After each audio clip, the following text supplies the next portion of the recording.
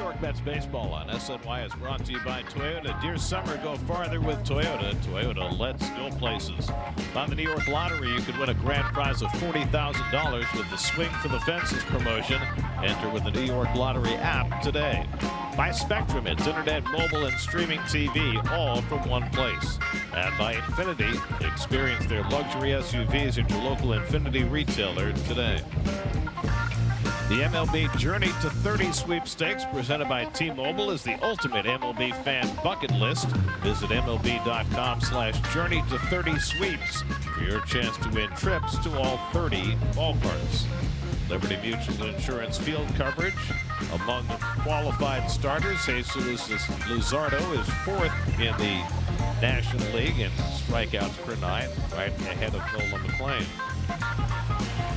This week in baseball, the Marlins are 18-5 in June. It's the best 23-game stretch in the history of the franchise.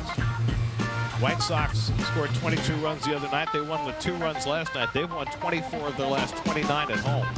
And only Aroldis Chapman has thrown a pitch harder than Jacob Mezorowski since they started pitch tracking 18 years ago. Miz keeps throwing harder every game. What's the limit? Come on, you got to make the layup. That was a sweet left hand, though, Gary. Try the three. Hyundai starting lineup for the Phillies, who had their 4-game winning streak stopped yesterday. Alec Bohm was sat yesterday, back in the lineup. Same with JT Realmuto. And Derek Hill, who's already shown off his defensive prowess in this series, back in the lineup and playing right field. Well, small man, big left arm. You get from CNL Perez. 2-seamer or 4-seamer. He throws it 98+ miles per hour. And with the Mets, he's got 14 strikeouts and only 1 walk so far in a Mets uniform. His 284th career appearance, his first career start. He'll be the opener today. Kodai Senga is expected to get bulk innings in this game. We'll see how it goes. And your Genesis Metsy defense, we got 2 firsts on the corner infield positions. It's going to be the first start at first base for Eric Wagaman, and also Mark Vientos, his first start at third base, believe it or not. He's only played 3 innings at first base this year. And then Tyrone Taylor in center. He's off the IL. His 11th start in center field. It's great information with Vientos. I did not know that. Well, I listened to Dave over there far left. Andy Green got his first win as interim skipper last night. Now trying to win a series before the Mets head off to Toronto. They get a road trip tomorrow night. Trey Turner 2 for 7 in this series. He, like most of the Phillies right-hand batters, has struggled against lefties this year. One of the reasons why CNL Perez is being called upon to be the opener today. Problem is he's had trouble getting Harper and Schwarber out. And Perez's first pitch of the day is a fastball on the outside corner for a strike, and we're underway. That first pitch at 96 miles an hour. CNL averaged 98.4 with his sinker on Friday night in a 2-inning stint. The hardest he's ever thrown a sinker in his career. Turner lines one out to left. Back goes Soto to make the grab for the first out of the day.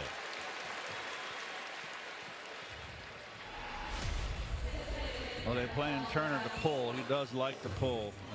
Nicely done. Soto easily tracks it down. Just makes you feel so good as a pitcher. You give up a bullet coming out of the gate and it's caught.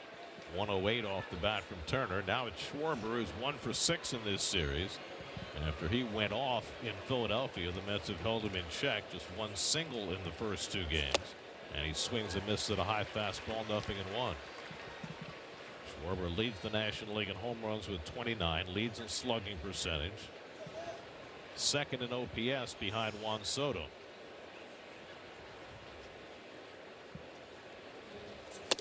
And Perez throws a couple of fastballs right by him. Upstairs. He likes to pitch down more. He's got that one zone swing, boy. You throw him below the waist and let him extend his arms, and he is going to put a hurt on you. Schwarber is 3 for 6 with a home run in his career against Perez. CNL now 30 years old. Started the year with the Nationals, but he's been better as a Met. And Schwarber able to foul back that fastball.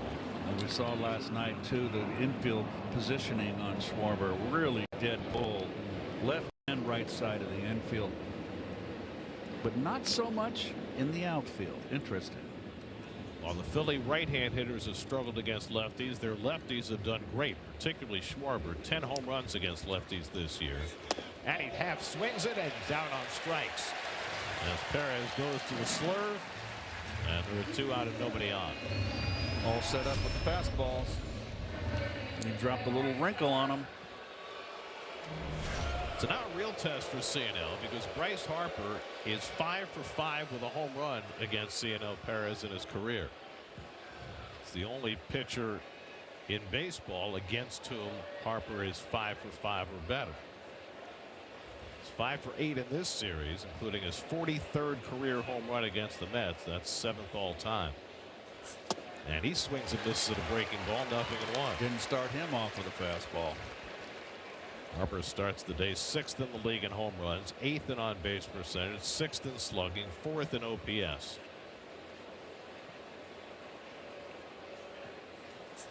Last year was a bit of a down year for Harper, and Dave Dombrowski made some comments in the offseason about how maybe Bryce wasn't quite the superstar that he once was.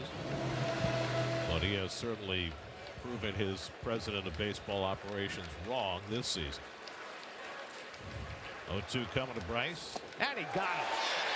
3 straight breaking balls, and Perez strikes out Harper. A couple of strikeouts of the lefties in a 1-2-3 opening inning. That's kept it down to the bottom of the first with no score. Mobile became an iconic. The starting lineup, a little different look for the Mets. Eric Wagnerman hitting cleanup for the first time. Mark Vientos playing third base for the first time. Tyrone Taylor coming back to a month on the sidelines with a hip injury. He's in the lineup. No A.J. Ewing today as he sits against the lefty Jesus Luzardo. Luzardo coming off a huge year last year when he won 15 games. His last start, 13 strikeouts for Luzardo.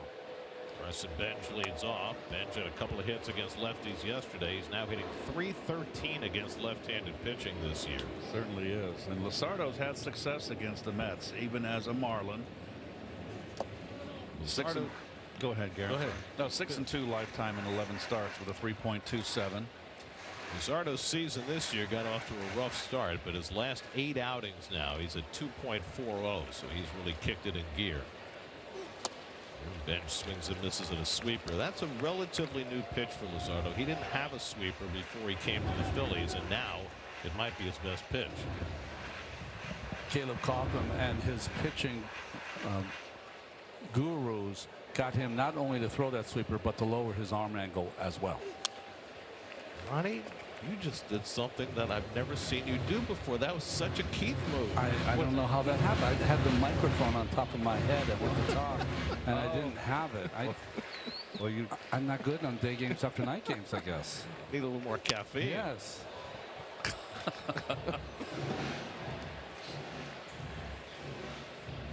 See, for you, it works. It's funny, and for me, it's, you know, like, what's wrong with you? You know, let's go. Jet swing tapper back to Luzardo, and he throws out Bench. Almost threw it away. That's the first out.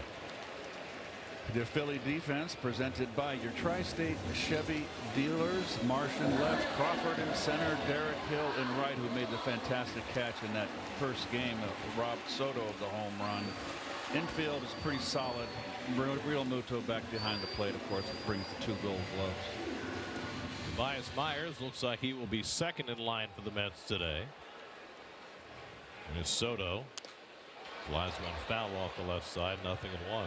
Last night's at bat, Soto's last at bat against the left-hander, the side armor, and that was Backus, was just a thing of beauty. I mean, a side arming left-hander. He had around a 7-pitch, 6-pitch at bat and hit a rocket into right center field, a triple.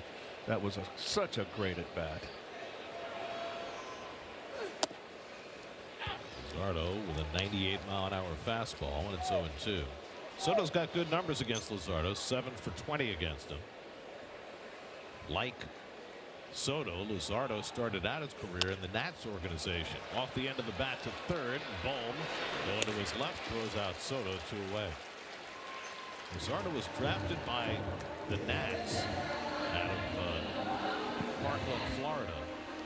3rd-round pick in 2016. Then he was traded to Oakland for Ryan Madsen. And Sean Doolittle. He was traded to Miami for Starling Marte.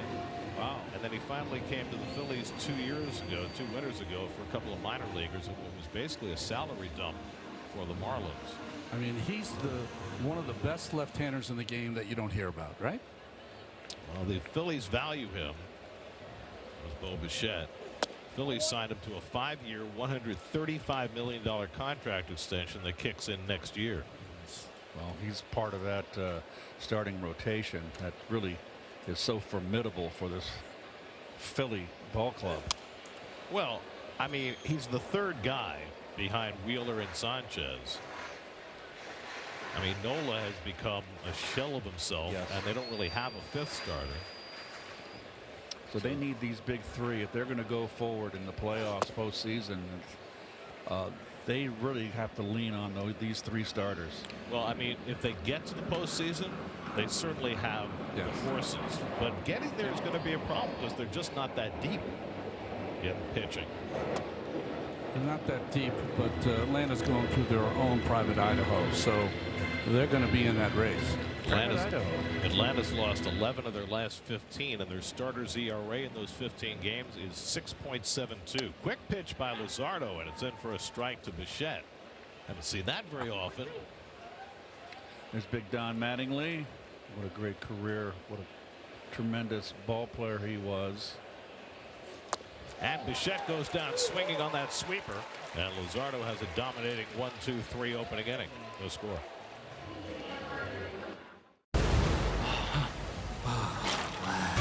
Head to Mets.com/fireworks.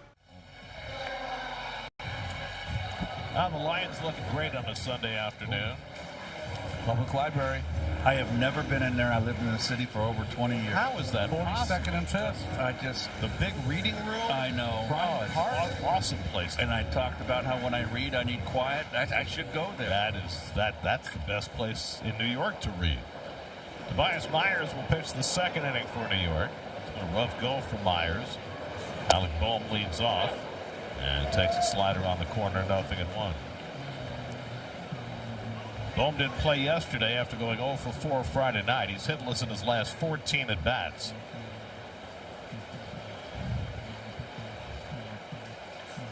And Bohm takes one the other way for a leadoff hit. He hit the ball hard that first game. The first game he just hit into 3 double plays, and 2 of them were bolts right out in the opposite field. So it's not like he is mired in a deep slump. He's hitting with tough luck. He's just happy to come up with nobody on base, so he couldn't hit into a double play. This is when I see Bohm hitting this way, watch out. It's a natural way for him to go. Brandon Marsh is 1 for 8 in this series.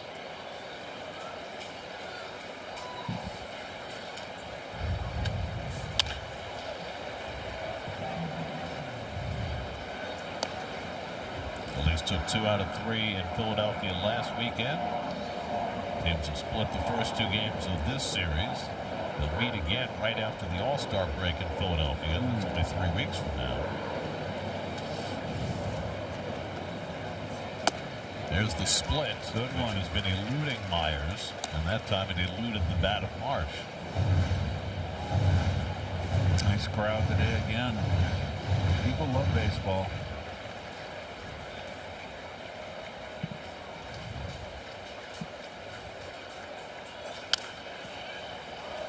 Well, between Sanel Perez and Tobias Myers, the Mets have now thrown 14 pitches, 14 strikes. Perez got him 1-2-3 in the first on 9 pitches with a couple of strikeouts. JT Realmuto waiting on deck.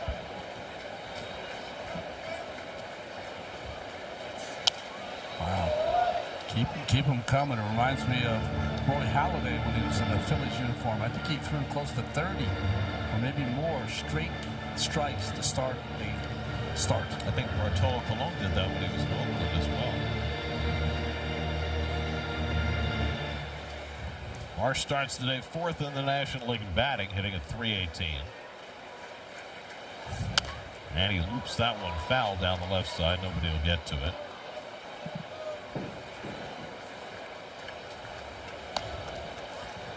Tobias Myers got off to a nice start for the Mets this year, but the last month has been taxing for him. Spent some time in the minor leagues and has been less than effective since coming back.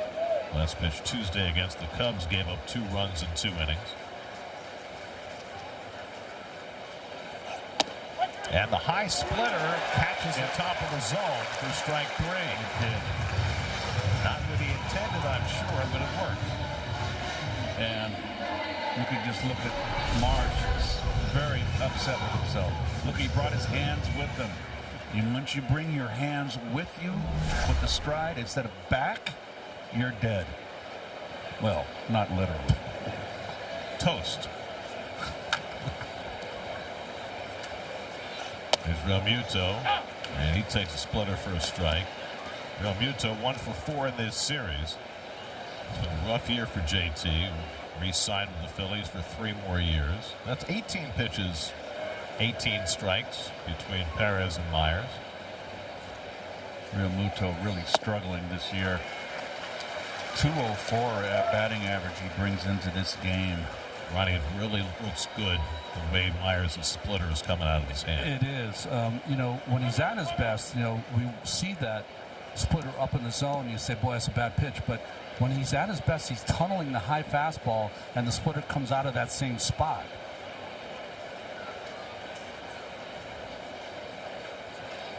Bowman first and 1 out. Bryson Stott on deck. And Realmuto trying to hold the swing, and he went around strike 3. Boy, first base umpire Emil Jimenez with an aggressive punch out. And Myers has back-to-back strikeouts, 2 down. I'd like to see that pitch again. Maybe he has added a nice cutter to his game, too. That had a lot of movement. Let's see. Oh, yeah. It ran. Oh, yes. Good pitch. I mean, it didn't have a dot like a cutter normally. No, it kind of pulled it over there. Bryson Stott 1 for 6 in this series. And the fastball's right there for a strike, 0-1.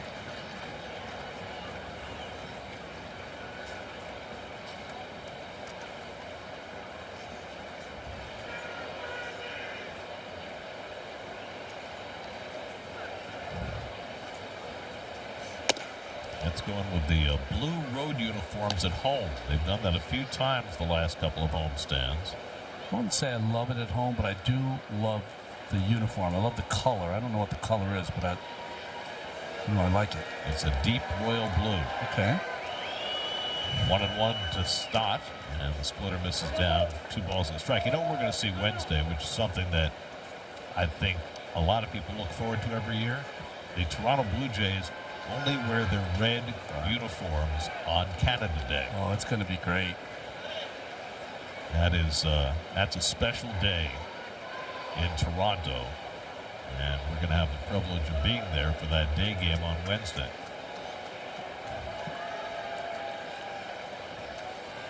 And Stott yanks one foul. 2 balls, 2 strikes.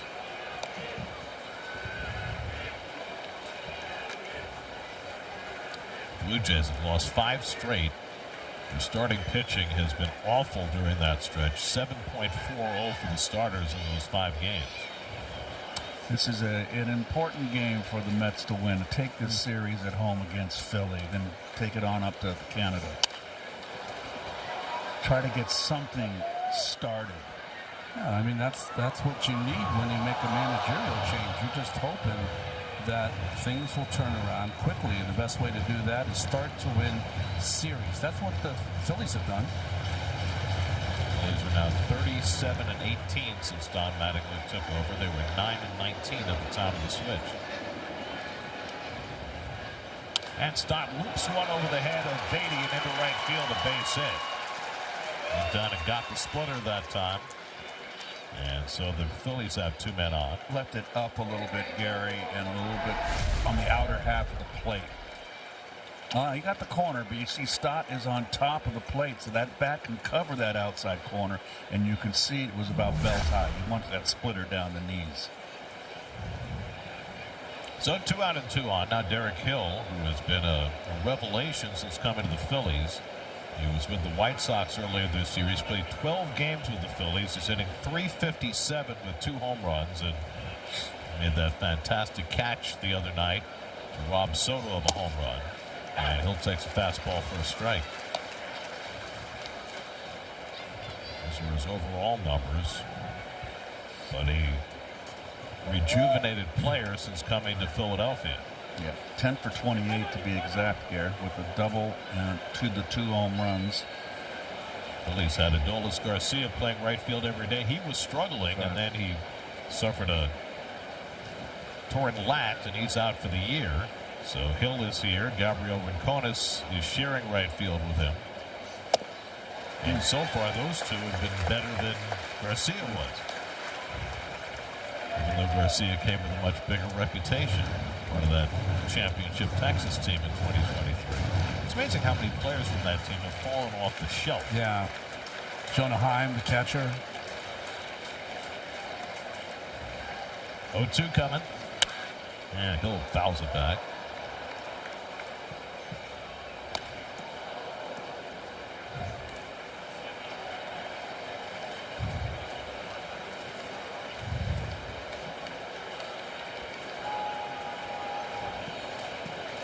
Bowman second, started first with 2 down. 21st pitch of the inning coming up for Myers.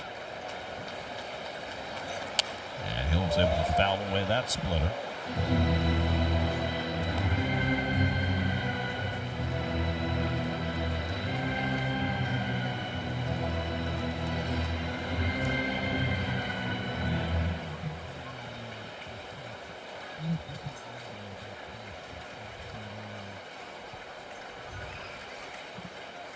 Myers trying to put away Hill.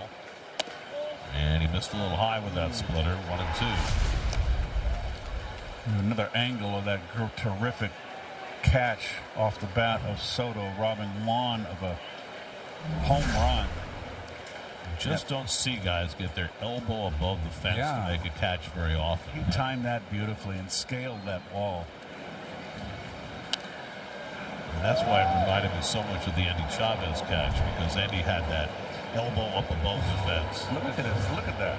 I mean, he's squashed into the fence. Oh, it looks like one of those carnival mirrors. So skinny. Trapped between the pads. 7th pitch of the at-bat to Hill. And that's just off the outside corner. Torrens framed it, held it, did not challenge it. 2 balls, 2 strikes. Good try. If that had the corner, he would have had him, but it missed. Mike Malinsky is calling the balls and strikes today. Generally a pitcher-friendly umpire. And Hill pulls one down to third. Vientos' first chance, throws him out, side retired. Myers strands a couple of base runners in the second, still no score. Ford employee pricing.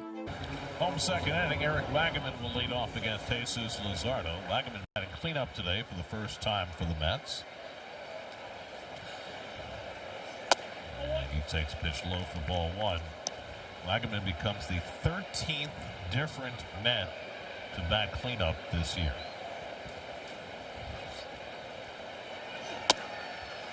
Say that again. Yep. This is the Mets' 84th game. They have used 13 different cleanup hitters. Also had a few guys playing first base as well. That's driven out to right field and right at Derek Hill. And that's the first out.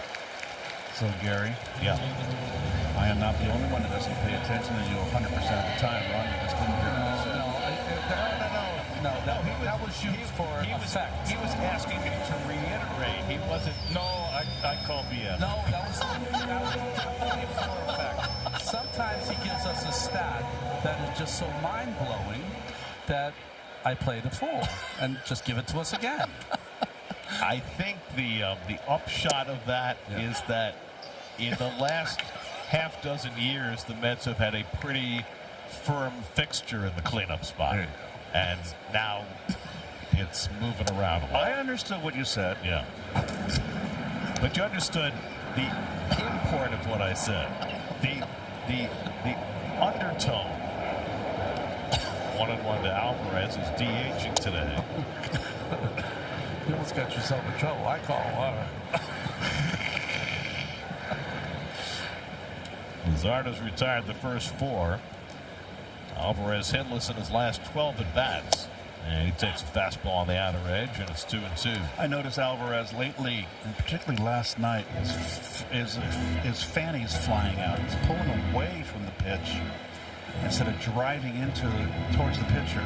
He's been pulling off. He's used very little of right field since coming back from the injured list.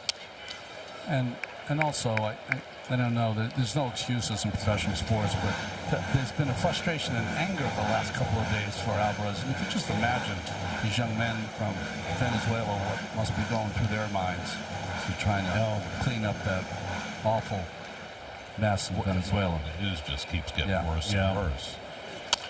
Grounded on the left side. Turner circles in to grab it. And they're 2 away. They're talking about tens of thousands of people missing. I saw some footage of buildings collapsing. I mean, it was unbelievable. Just the rush to get a number always confuses me, because you know at some point, I don't know, maybe I don't know. Mark Vientos playing third base today, starting at his natural position for the first time this season. The batter's challenging the strike ball. I think it could be low, but I'm going to call it a strike. I think it nipped the knees. The call's correct. Okay, New York has one remaining. it's a successful challenge, ABS powered by T-Mobile, but it is not a good spot to challenge. No. 2 out and nobody on, not a high leverage situation. But Mark won the challenge. Just missed.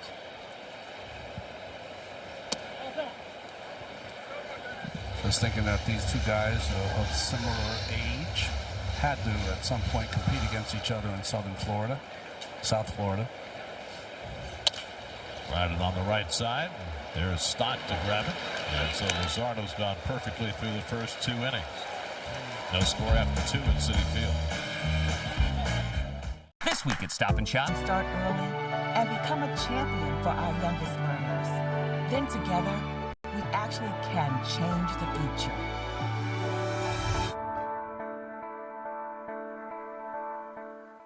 Honda Sports Night on SNY. Hello and welcome to Honda Sports Night. All night, every night, starting at 11, only on SNY. We go to the 3rd inning with no score, and Steve Gelbs has a special guest. Steve? Gary, thanks so much. I'm here with Jack Fisher from the 1964 Mets through 1967, right? Now, Jack, you've got a lot of claims to fame with the Mets, but number one, you started the first game at Shea Stadium. What do you remember about that day, that experience? Well, it was a beautiful day, somewhat like this. I remember just sitting in the dugout earlier, and you could see the crowd coming in from the subway system. I mean, it was just jam-packed. And I think more sports writers were there than any other day in history. And it's funny how things happen, because it was so crowded, as you mentioned, and you decided to do something different that day, and it changed the way that pitchers warm up forever. Tell the people who don't know what that was. It's a little crowded and a little loud because OG Anunoby is right behind us right now. I had been thinking about this for a while. I wondered why, before the game, you warmed up on a flat surface out in front of the dugout rather than going to a mound to warm up. And I started warming up on the flat surface, and someone walked between me and the catcher, one of the sports writers, and I said, whoa, I'm going to hurt somebody. So Casey Stengel was holding court in the dugout, and I went by the dugout and I said, Casey, do you mind if I go out in the bullpen and warm up? He said, I don't see why not. So it started something. Did you get an immediate feel for what the difference was with your stuff, how it played, how warm you were based on warming up on the mound versus on flat ground? I could see somewhat of a difference because you get 8 pitches. And 8 pitches is kind of tough to get used to a mound versus a flat surface. So it was a bit different.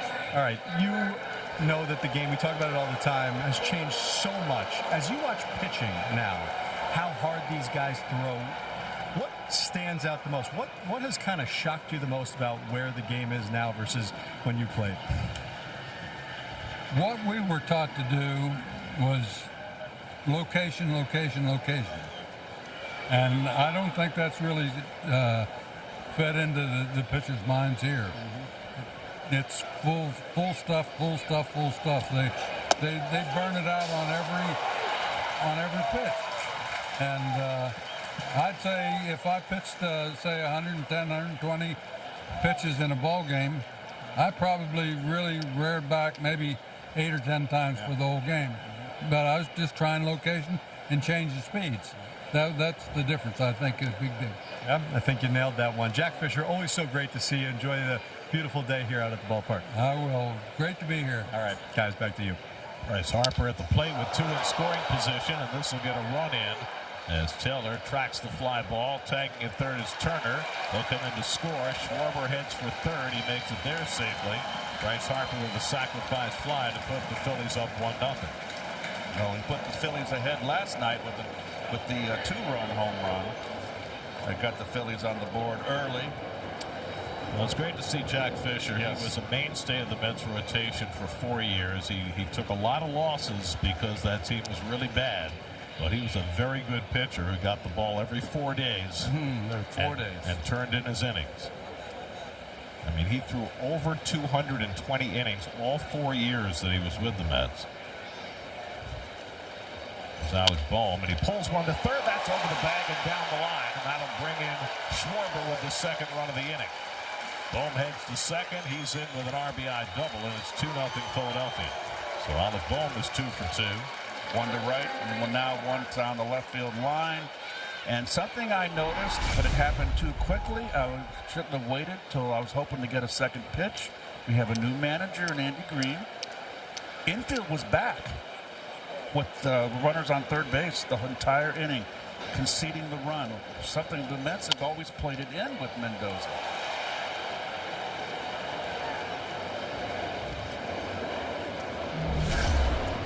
Brandon Marsh, who struck out his first time up.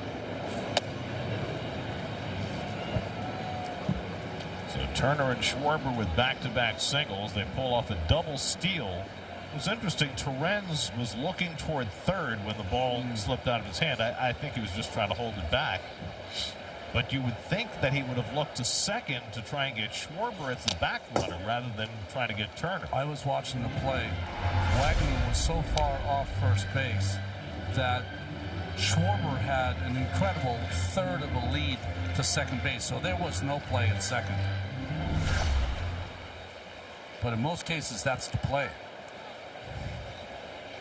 1-1 to Marsh. Well, we figured when Myers came in the game in the second inning that he would run the line until Turner and that they'd bring in somebody else to face Schwarber and Harper, but that's not the way Andy Green decided to run it.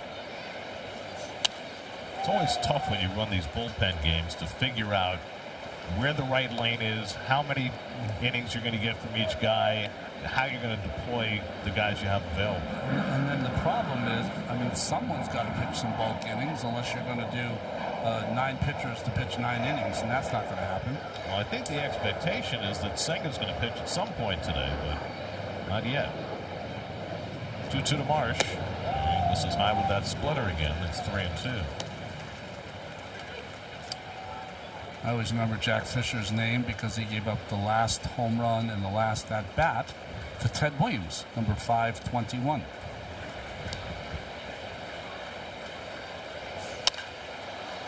I believe Jack pitched for the San Francisco Giants. He did, 63, yeah. Yep.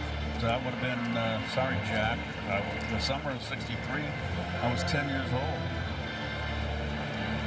Yeah, 4 years in Baltimore, 1 with the Giants, 4 with the Mets, then he went to the White Sox and the Red Sox the last 2 years of his career. He was the rare college player back in his day, University of Georgia product.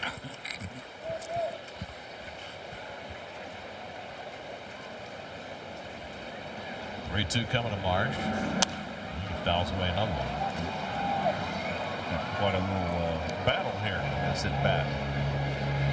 Low ball hitter, better against right-handers, much better, well over 300. Marsh this year against right-handers.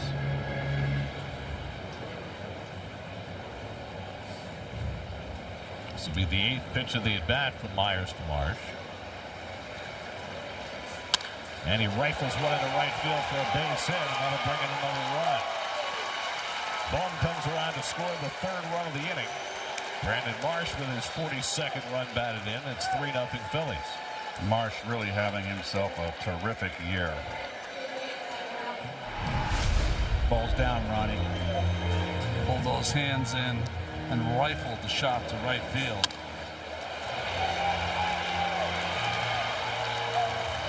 He's made himself into a really good offensive player. I thought he was a bit of a streaky hitter when he first came over from the Angels.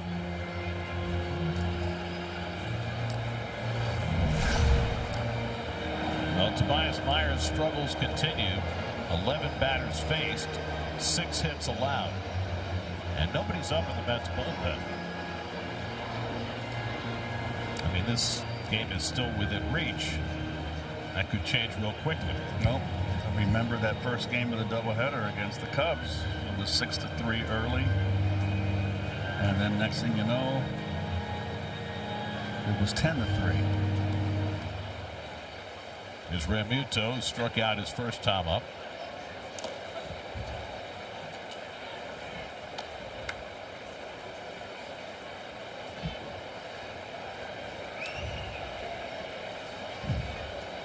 I understand that they're trying to lengthen Tobias Myers to try to at some point use him as a starter, and that might be the goal here today.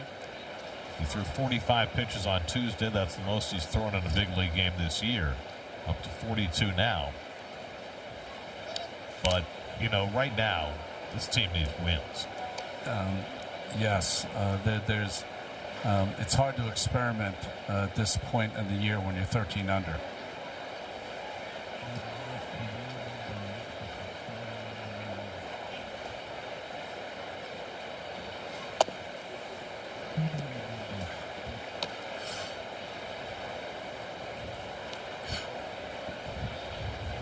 Well, those are his career numbers. He's both started and relieved in his career.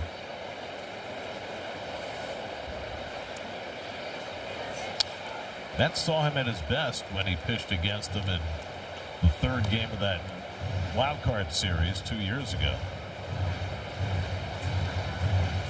Brewers were in a position to win that game until Pete Alonso happened in the 9th.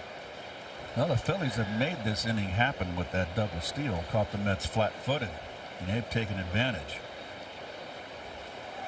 Runner goes. Realmuto flies one into center field. Taylor steadies and puts it away to retire the side. But the Phillies put together 4 hits to score 3 runs, and they lead 3-0. And now, more attainable. Experience the technology, the luxury, and personalization for yourself. Hurry in for exceptional lease and financing offers now during the Welcome Home celebration. Offers end soon. Visit your local Mercedes-Benz dealer today. Lots to do in the big city on a Sunday afternoon. Oh, man. Nothing like New York on Sunday. Especially in the summer. Everybody's out on the beach, out in the Hamptons. The city's so quiet and peaceful. Oh, my favorite. Tyrone Taylor leads off in the home 3rd against Jesus Luzardo. First at bat for Taylor since May the 25th. Experienced some hip discomfort, had to go on the injured list with a handful of rehab games, and now his first appearance, and yanks one foul. Taylor's hit 3 home runs this year, including probably the most memorable home run the Mets have had this year. Game-tying blast against the Yankees. And he lines one into left field. He's got a hit in his first at bat of the month. And the Mets have their first base runner of the day.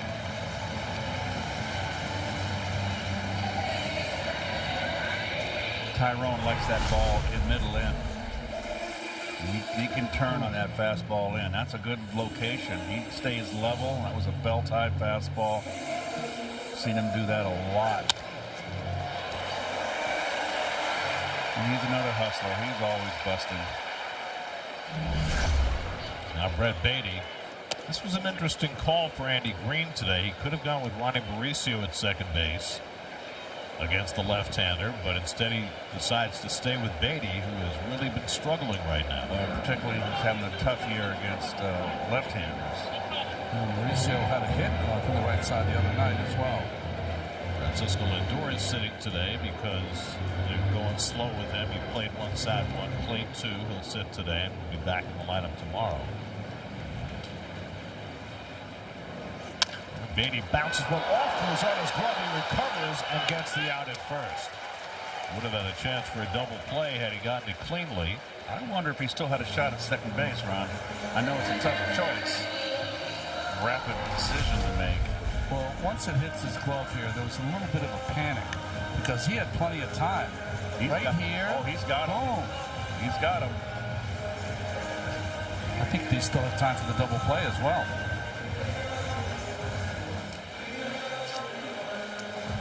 Got to re-break that glove in. That glove, the ball hits the pocket. It's got to not bounce out.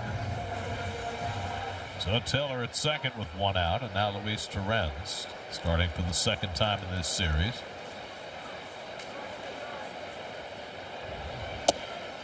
Takes a backdoor sweeper for a strike, 0-1.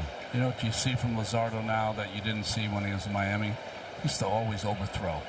You know, we'd watch him, and he had the same stuff, great stuff. But you could see he was young. He was just trying to throw the ball through a wall. Now he's pitching. Well, that's, your first couple of years, Ron, you threw hard. I did. It's just a matter of confidence and figuring it out. Real Muto challenges the ball call, and it turns into a strike. So it's 0-2 now to Torrens.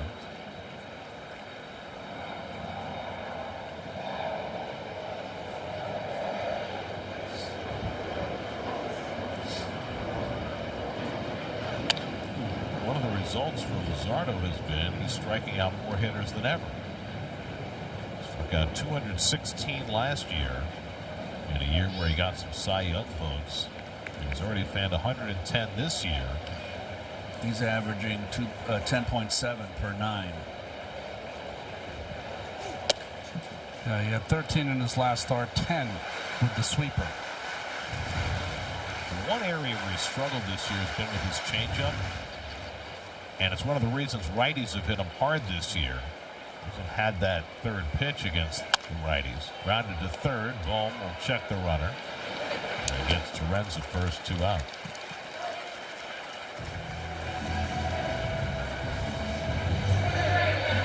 So Luzardo, after being staked to a 3-0 lead, trying to put him at 0 in the subsequent half inning.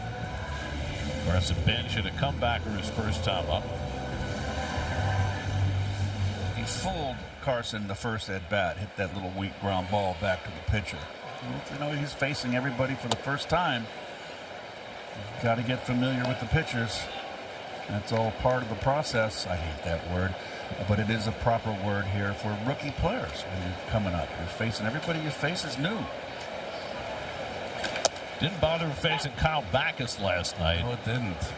Side-arming left-hander comes in first pitch, and he rifles one up the middle. Oklahoma City. It's a good sweeper by Luzardo, and it's 1-2. See, AAA in the American Association, that would be Oklahoma City 89ers, I believe. Yeah. I'm not sure. When I was with the Texas Rangers, I was told by Don Zimmer I was going to go start the season in Oklahoma City. Like, all right. And you never got there. I never got there. I remember the Holiday Inn where the team stayed very vividly. It was probably the best game in town there, the Holiday Inn. They had it was back when Urban Cowboy was coming out, and also the Broncos. They had the Broncos. Bucking Broncos. They had a Western bar in the hotel. It was huge, and it was just right out of Urban Cowboy. We're I mean, you know, you're a young single guy then. Did you have to learn how to Texas I didn't two-step? get anywhere near that thing. Did you get a Stetson? No, I didn't. Cowboy boots? Nope. Oh, no, I didn't. I didn't have the money to get a cowboy shoes back then. Boots. And Bench goes down swinging on the sweeper. Luzardo's got his second strikeout. And the Phillies have a 3-0 lead after 3. Corporal Romeo Zacconi served our country as a... Looks quiet in the city on a summer Sunday. Yes. Bryson Stott leads off the 4th inning and takes a splitter for a strike from Tobias Myers, who begins his 3rd inning. He's given up 3 runs and 6 hits over the first 2. After Cianel Perez worked a perfect first inning as an opener. So it's pretty clear what the Mets are doing here. They're trying to stretch out Myers to get him ready to, at some point, become a starter again.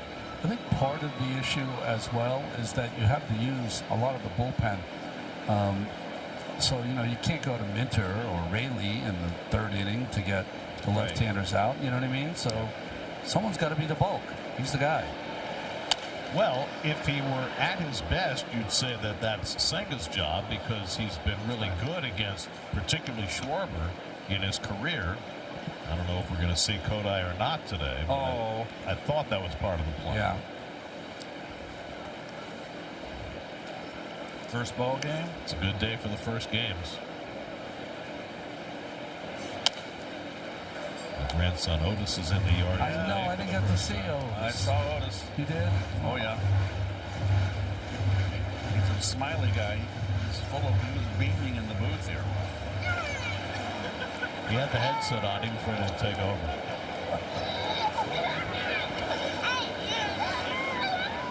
Oh, boy. Bucket hat day. That's trouble.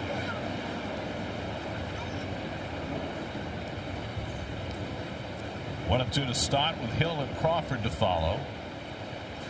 And Stott fouls back another fastball. I think what we've seen with Myers is that he's had trouble putting hitters away. Yeah, right now his secondary stuff is a little short.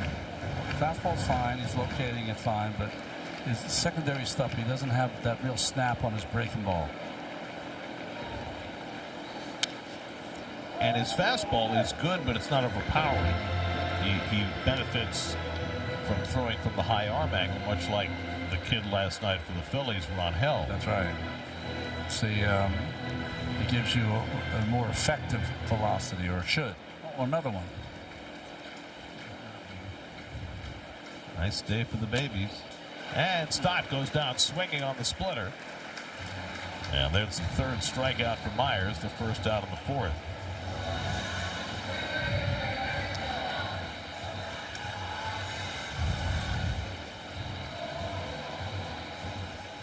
So Myers already with a season-high 52 pitches under his belt. And nobody up behind him in the bullpen. Here's Derek Hill, grounded out to 3rd base his first trip. And he pops one foul back and out of play, lunging for a splitter, 0-1.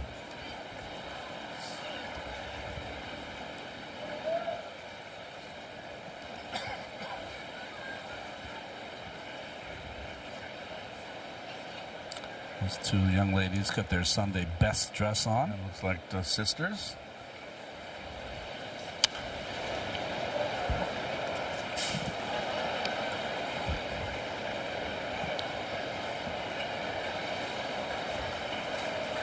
Mets have only one more homestand before the All-Star break. After they go to Toronto and Atlanta, they come home to play Kansas City and Boston. And that'll take us to the break. And, of course, the All-Star game this year is in Philadelphia, which is where the Mets will be immediately after the All-Star break. Myers has thrown 11 straight strikes.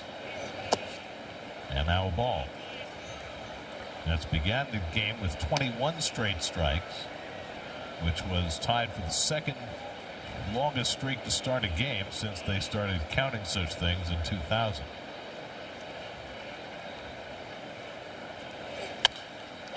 Popped mile high right near home plate. Torrens sheds the mask. Over comes Wagaman to help him out. And the taller guy catches it. 2 out. Road ahead presented by Infinity. 2 night games in Toronto and then the Canada Day game at 3 o'clock on Wednesday. Mets take Thursday off and play 4 in Atlanta starting on Friday night. It's a wraparound series finishing with a Monday night game in Atlanta. Then back home to play struggling Kansas City and struggling Boston. Although Red Sox haven't struggled this weekend. Well, they have a chance to sweep a 4-game sweep of the Yankees tonight. By beating them yesterday with Jake Bennett pitching a wonderful game for Boston, they knocked the Yankees out of first place. Yankees are now percentage points behind the Rays, who have rebounded nicely. See who pitched for the Rays last night?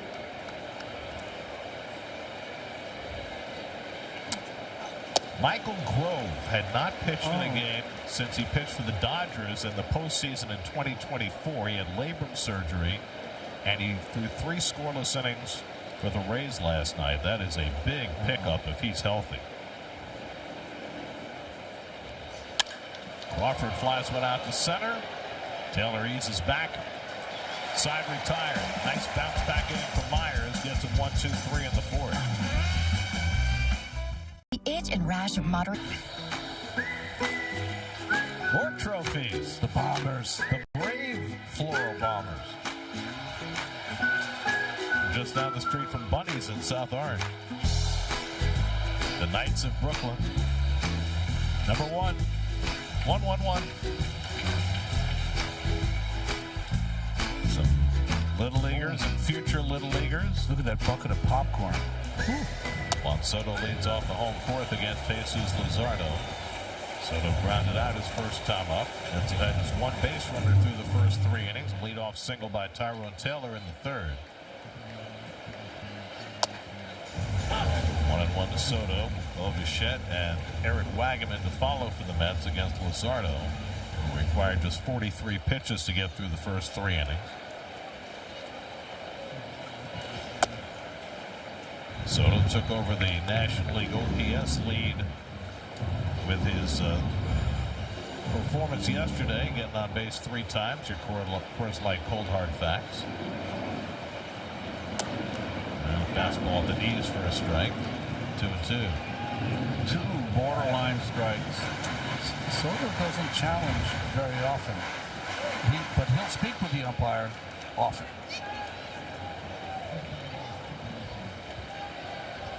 Well, because he was in discussion with the umpire, the pitch clock just ran out. so Mike Malinsky resets the pitch clock. He's staying away. Look at Realmuto. Hasn't moved. He's been on the outside corner the entire at bat.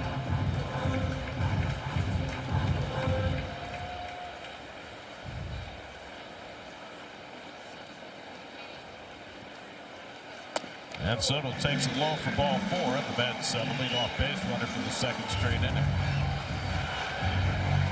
Well, there's King Otis. There he is. First ball game? All the way from Australia. That's right, he's an Aussie. With his moms and his grandma. Rosy cheeks. Sweet. Oh, he's chewing. Teething. Is he teething? It's got teeth. Yeah, well, I'm teething because they get those red cheeks when they're teething. Gare, how's it feel to be a grandpa? It feels magnificent. Nothing greater in the world. Well, you were smiling more than young Otis. I was felling.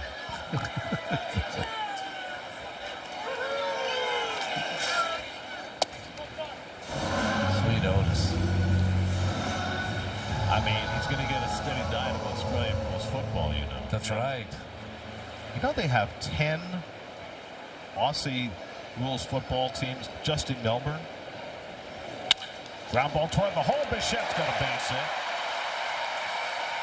And so the Mets have the first 2 men out of the 4th. I personally think that's when ESPN was at its best. Aussie rules. Out of the strongman contest. Right. They had no programming in the afternoon, the beginning days of ESPN, and they would put Australian football up in the afternoon. So the Mets get the tying run to bat in the 4th. with Eric Wagaman coming up. Kellen Cotham, the pitching coach, out to talk to Luzardo. Meanwhile, Kodai Senga is throwing in the Mets bullpen. That's going to come the man on here. Probably a really good thing because it gives Senga extra time to warm up to be ready for the top of the fifth. Okay. And Senga has never relieved in a game in the big leagues, but he relieved a lot in Japan, especially early in his career. So it's not like he's never done it before. Senga's one of the rare Japanese pitchers that wasn't just knighted from 8 or 9 years old to be the next great pitcher. He had to really kind of work at it in their version of the minor leagues, right, Gary? Below the minor league. In the developmental league, from which we are told virtually nobody ever gets to the Japanese major leagues. And so Senga has been faced with adversity before and got to work through it again. Like the majors instructional leagues in the day. Yeah. Wagaman lined out to right field his first time up. So again, his inaugural run as a Mets cleanup hitter. He did clean up a little for the Marlins last year. It's 4 for 11 against Luzardo, including a home run. And he swings and misses at that sweeper, and it's 0-2.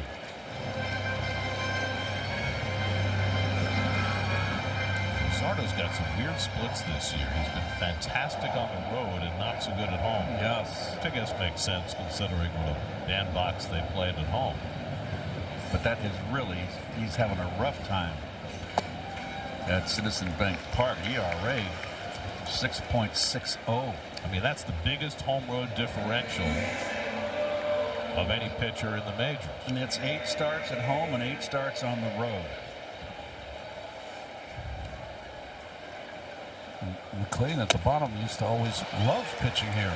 Wagaman goes down on the high fastball, and Luzardo's got his 3rd strikeout. Chased a high one out of the strike zone. He's got something on it, though, when it's upstairs. Well, this is, you got the first 2 runners on base. This is when you want to bear down, maybe put a little something extra on it, right, Ron, to get out of this jam here. He was angry at himself to start this inning because he didn't want to walk Soto. Who wants to walk the leadoff hitter? Sometimes it's hard not to walk Soto. He's so good at knowing the strike zone. But here's Alvarez, who grounded out to short his first time up. And he takes that sweeper at his feet for ball 1. Luzardo in his last start against the Nats struck out 13 in 6 2/3. That matched his career high. You always wonder about pitchers coming back from that kind of game. Threw 104 pitches in that outing. And he catches the outside corner. Alvarez begs to differ and challenges the call. I think he's going to lose this challenge. We'll see. Call correct. New York has one remaining. I'd have to say the Mets new manager, but they haven't lost their aggressiveness.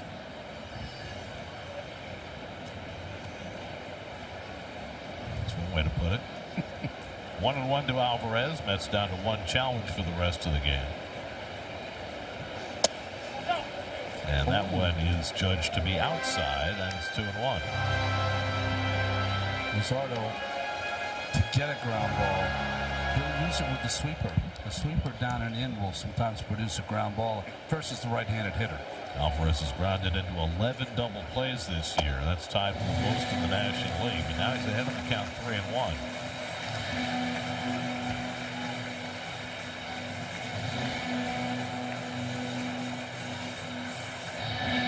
Alvarez has 3 home runs on this homestand, tying run at the plate in a 3-0 game. And he fouls back a fastball that was away, 3-2.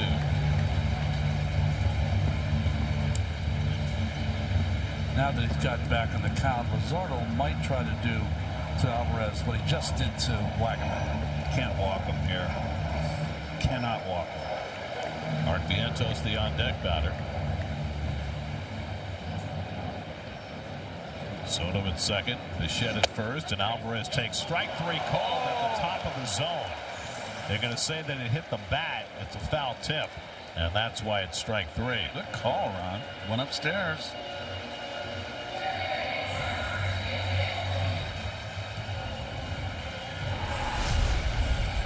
I didn't see that foul tip. That was the indication from Malinsky. Yep, right there. Changed direction. Okay. So 2 out and 2 on for Vientos, who grounded out his first trip. And he takes one on the outside corner. Zardo has come to find the range on that outer edge against the right. He certainly has.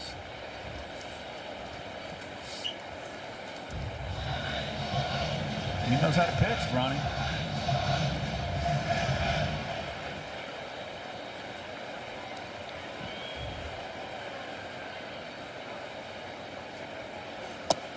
He backdoors that sweeper for a strike, and it's 0-2.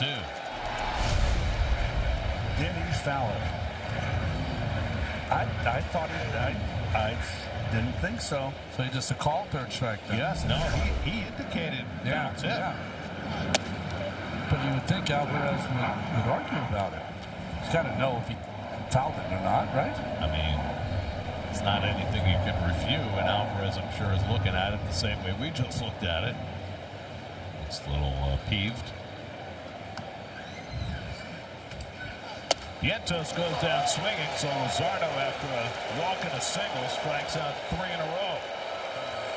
Still 3-0 Phillies. Now Bichette looks like toward the gap in left center field, racing back on it. He won't get there. It's off the wall. It was okay, but I had a concussion. Sometimes it's hard to tell on your own. Don't mess with your melon. If you hit it, get it checked. All right, so Kodai Senga takes the mound as we head to the 5th inning. First appearance out of the bullpen for this Mets team this year. And after his last start, one of the things that has been such a constant with Senga's struggles has been his inability to consistently throw strikes. And he admitted that it's probably a little bit psychological right now. He said 50 psychological, 50% physical. But when I'm trying to throw strikes, I can't. When I just throw free and easy, it seems like it's always a strike. And I think he's not the first pitcher to go through that, Ronnie, but right now trying to find a way to consistently not think too much and just throw. Ray Turner, first man to face him. And he throws a fastball for a strike. If you remember how he came out of the chute against the Cubs that last start, he threw almost all fastballs in the first inning, had a 1-2-3 inning, struck out a pair, and then changed the game plan. Yeah. Gary, it felt like in that case, too, he was also overthinking that, because I asked him why do that, and he said, well, you can't go through a whole lineup only throwing fastballs as a starting pitcher. I knew I would need the other pitches as the game progressed, but probably don't change up the program until they force you to, right? Turner flies one out to center, and Taylor's got it, 1 out. That's 100%, Steve. I think that you try to keep it as simple as you can the first time through the lineup. And you have confidence that those pitches, secondary pitches that you always have in your quiver to use whenever you want.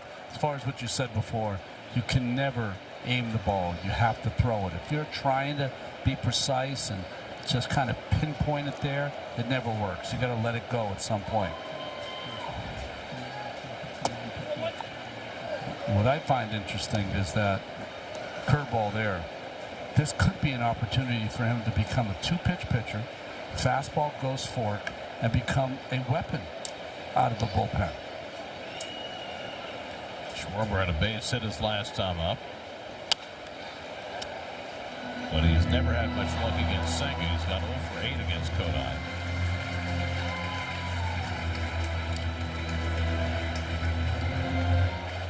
This is Senga's 60th Major League appearance, his first relief outing.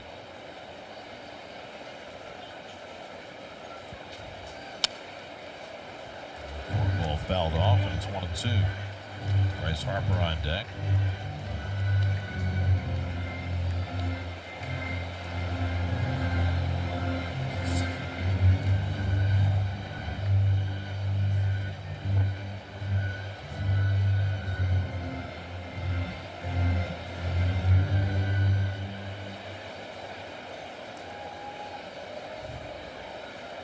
Senga ahead on Schwarber, 1-2. And the fork ball, did he go? He went around, strike 3. The home plate umpire, Mike Malinsky, said that Schwarber swung, and I'm sure Schwarber was saying, how come he didn't ask for help? Yeah, but he went. So So Senga's got his first strikeout. I mean, I feel like you might keep. What do you think? Yes. Yeah. Come on.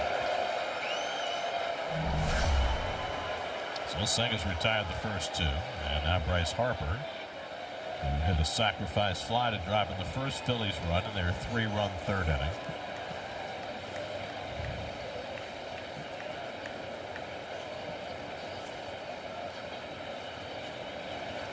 Harper against the Mets this year is now 13 for 21 with 6 extra base hits.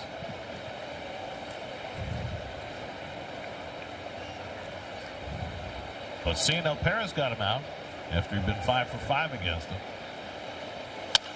Past the mound, but there is Bichette flashing to his left, and he throws out Harper, side retired. 1-2-3 inning for Kodai Senga. Halfway through, 3-0 Phil. I can. You Keith Hernandez and Darryl Strawberry joined Baseball Night at New York host Sal Licata for a live panel discussion at Fanatics Fest NYC, the world's #1 sports fan festival, Friday, July 17th at 12:30 at the Javits Center. Visit fanaticsfest.com for more information. Tyrone Taylor had a base hit in his first at bat off the injured list. A single to left in the third against Jesus Luzardo, and he yanks that one foul, low bridging his third base coach, Tim Liebman. Watch out, Tim. Oh, he's always ready. Most energetic of all the Mets coaches. 9-pitch inning for Kodai Senga. More of that, please. Here's one of the best off-speed pitches that Luzardo's thrown today. Nice line so far for Luzardo, but the Mets came back yesterday after being down as well. And Taylor pulls that one over the bag. That's a fair ball. Hits off the tarp, and Taylor's going to have to settle for a single as Marsh gets it in quickly. So Tyrone Taylor is 2 for 2. It's not supposed to be that easy. I know. It's nice to see good things happen to a good man. Off the end of the bat, out in front. Fair ball.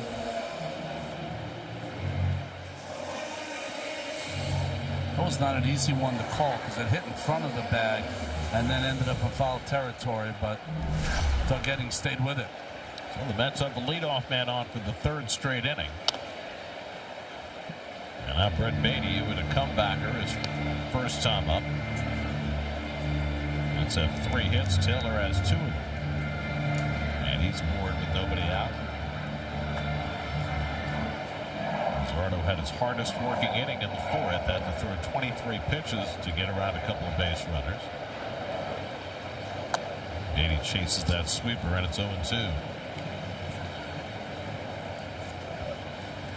Last year, Jesus Luzardo went 15-7, 3.92 ERA, 216 strikeouts. He finished 7th in the Cy Young ballot. The reason his ERA was high, I think he had 2 successive starts where he gave up like 20 runs. Something unheard of. So the voters didn't really penalize him for that.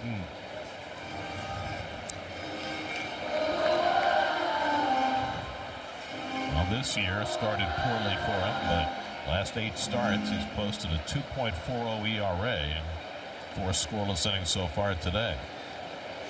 And Beatty lays off the sweeper, and now it's 2-2. These Torrens waiting on deck.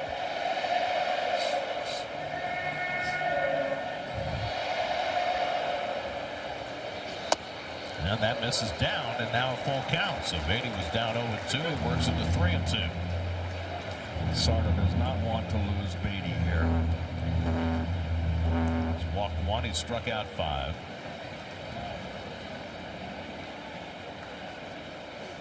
Beatty fouls away a fastball.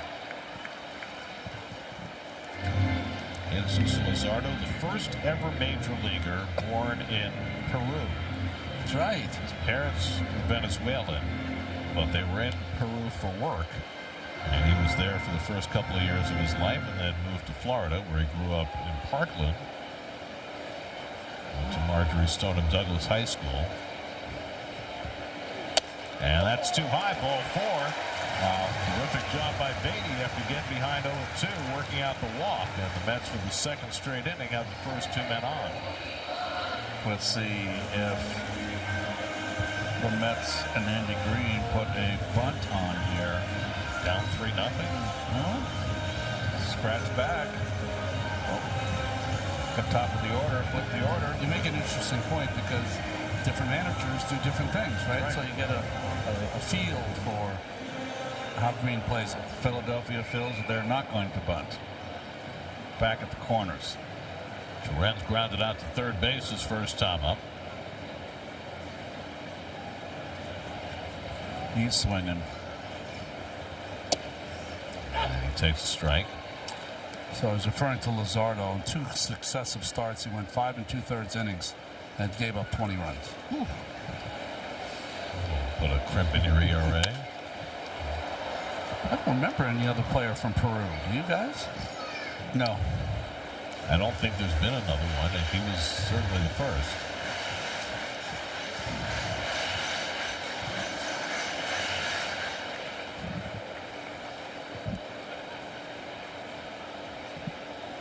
To Torrens, and he hits a soft ground ball. Bohm has to charge. Going on the run gets the out if the runners advance to second and third. So that is the effect of the sacrifice. And now 2 in scoring possession for Bennett. And it practically guarantees Soto at bat with runners in scoring position. Unless bench hits a 3. Yeah, you're correct. So, yes. Take that. Guarantees an at bat this inning, unless there's a line drive double play.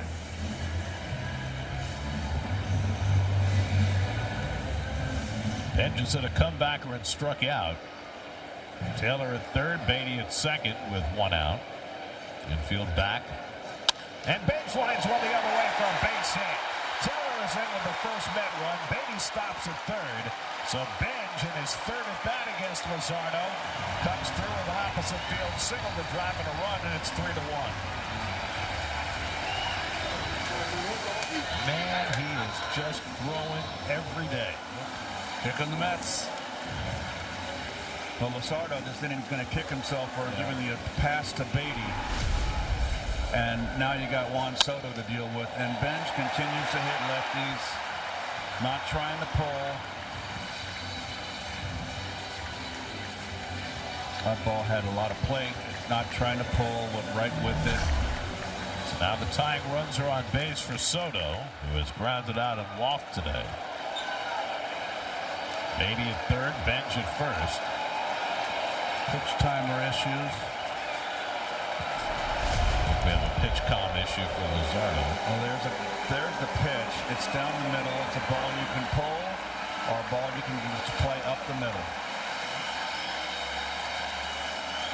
Very well done. Let the ball get deeper in the box. Look at that follow through. Would you think about trying to steal a base here?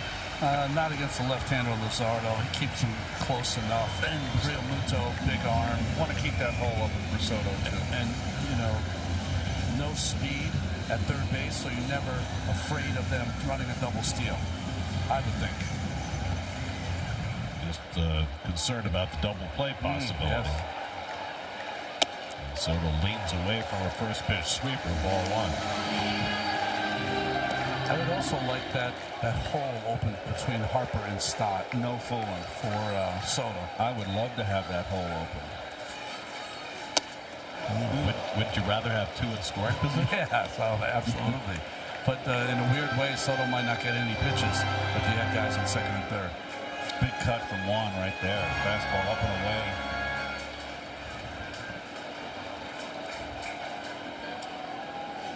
And Soto takes the fastball down.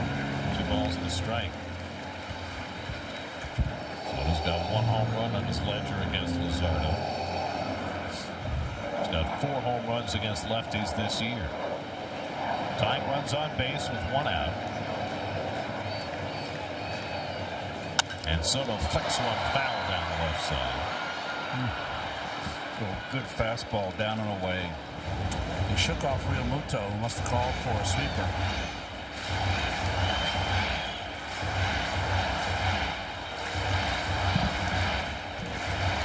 Action just beginning now in the Phillies bullpen. Remember, Luzardo threw 104 pitches 5 days ago. So he does not have an extra day, and coming off a relatively high workload against the Nats on Tuesday.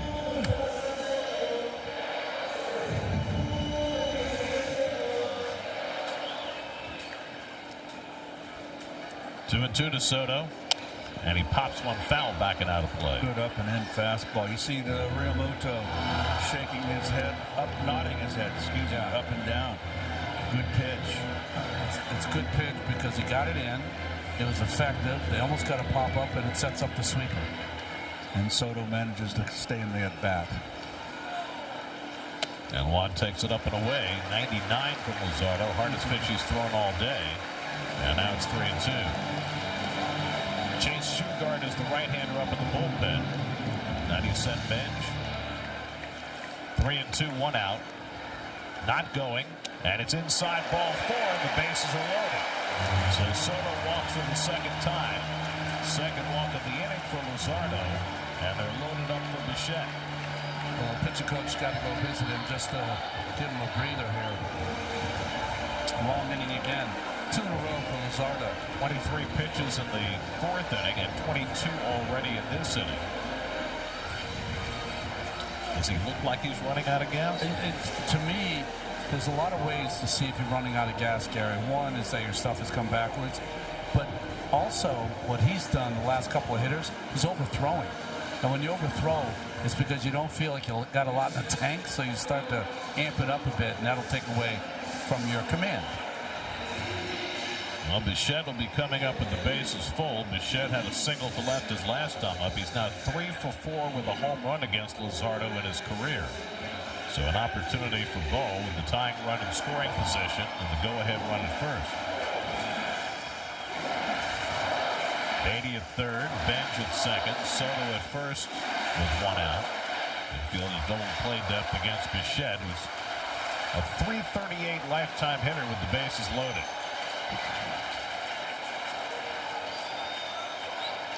And Bo takes the backdoor sweeper for a strike. Infield defense back. I'm just wondering why Harper at first is kind of in between, halfway. Either play in or you play back, and I would play back. Both fouls off a sweeper, and it's 0-2. Sorry, Gary, that's a really good point, Keith. What right-handed hitter in baseball is more apt to hit a ball your way if you're a first baseman than Bo Bichette? You're in no man's land right now. You want to cover ground. Luzardo ahead 0-2. And Bichette fouls away that sweeper. So 3 breaking balls in a row from Luzardo, all on the outer part of the plate.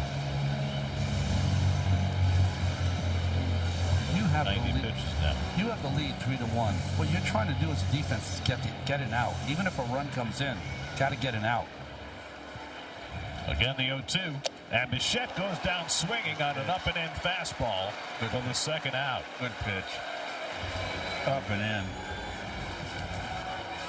6 strikeouts for Luzardo, and that was his biggest one yet. Oh, boy, that big-time pitch. Well, the big first pitch set up everything else. First pitch sweeper, he gets it in and gets the called strike. After that, fastball away with a little sink on it. Sweeper down and in, and he fouls that back, and then the high fastball. Eric Wagaman takes the first pitch. Changeup for a strike. And up and in with 2 strikes. Wagaman is lined out to right and struck out 0 for 2. He's not out of the woods yet.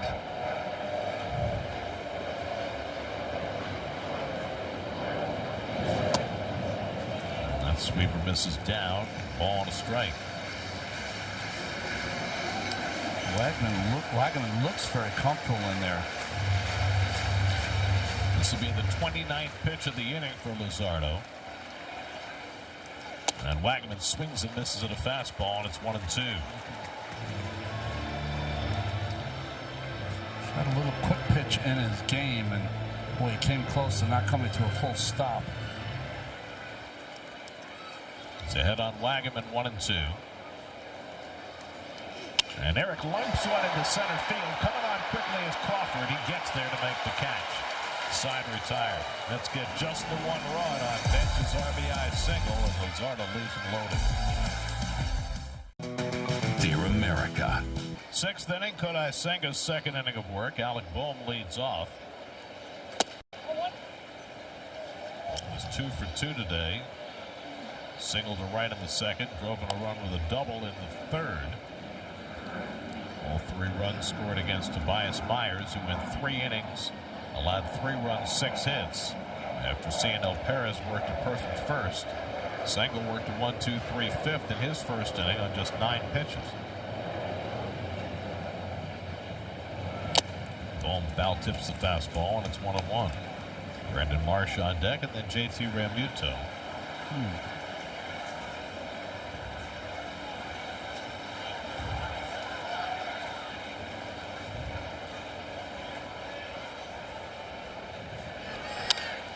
'Bohm slices one foul, the ball, 2 strikes. Nice pitch. Got in on Bohm, who likes to go to that right side. Good pitch by Senga.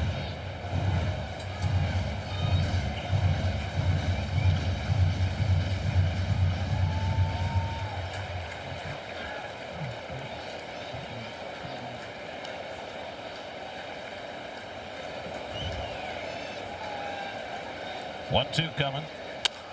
Line the other way, foul.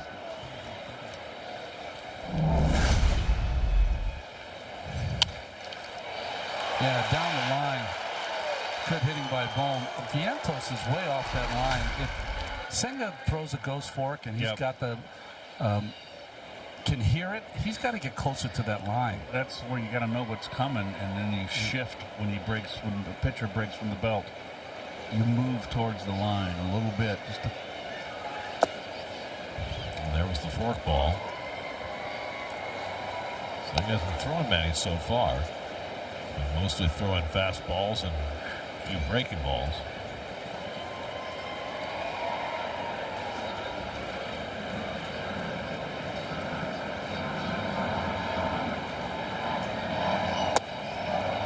And lays off, and now it's 3-2.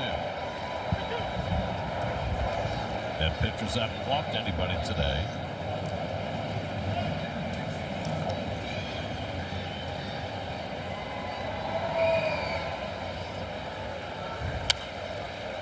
Ball 4.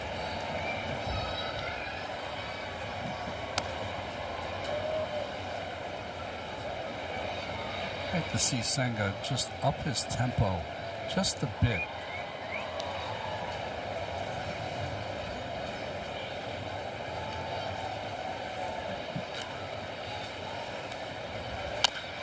Bohm fouls that one away on a fastball running in. Bohm doesn't want to walk. Bohm does not walk much. 275 on base percentage this year. Yeah, line, he's leading off an inning. 2-run ball game in the 6th. 9th pitch of the at-bat coming from Senga.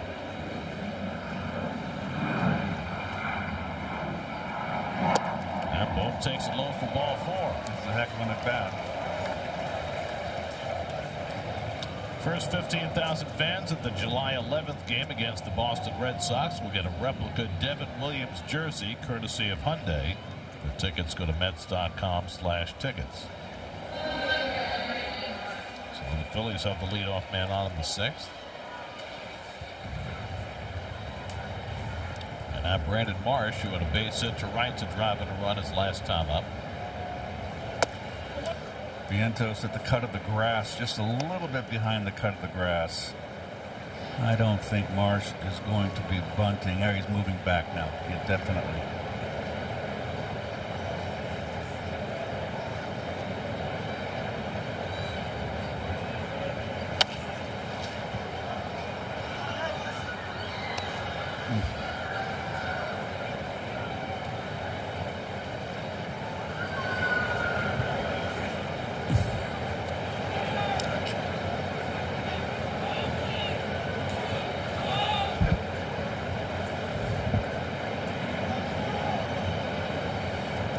One to Marsh.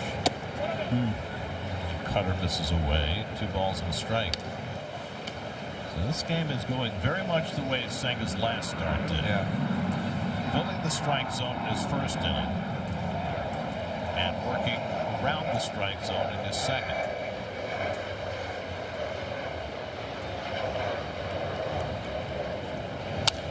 Pulled the first pass, the dive of Wagaman and down the line. Bohm on his way to third. Benz tries to dig it out in the corner, gets it in quickly, and that'll stop Bohm from scoring. It's a double for Brandon Marsh, his second hit of the day. Boy, he just keeps hitting. Got a lot of balls hit down the third and first base line in this series. Just out of the reach of Wagaman.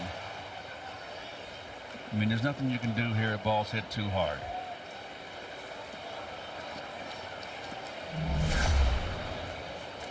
So now the Mets have to bring the infield in, down 3-1 in the sixth. Second and third, nobody out. JT Realmuto, the batter. Realmuto's struck out and fly to center.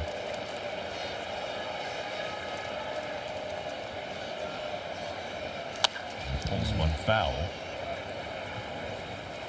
Realmuto 0 for 6 in his career against Senga.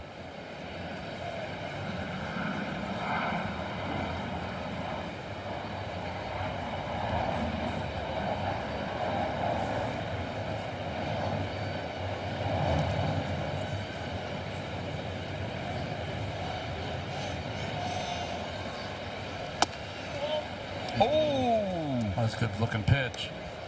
I'm surprised it wasn't a challenge there, but the Mets only have one left. Wow, that was close. That's a good a splitter that he's thrown. Didn't get the call. Yeah, he chased the fork ball that time, and it's 1-2. Realmuto just is really all. I can just sense that he's lost a little confidence, or he doesn't like being up there on the board hitting 202 for the year. Yeah, he's in between. You know, you feel it. You feel it. Senga needing a strikeout, ahead 1-2. And he got him with the fork ball. So he threw him 3 fork balls in a row and winds up striking out Realmuto for the first out. So his most valuable pitch, he saved it for the most valuable time, and he threw, I think, the best fork balls he's thrown since he's been in the game. A tough out here in Stott. Left-hand hitter, too. Infield in, remains in. Stott is 1 for 2 at a base hit back in the second. Stott has been the Phillies' best this year with runners in scoring position, hitting .371.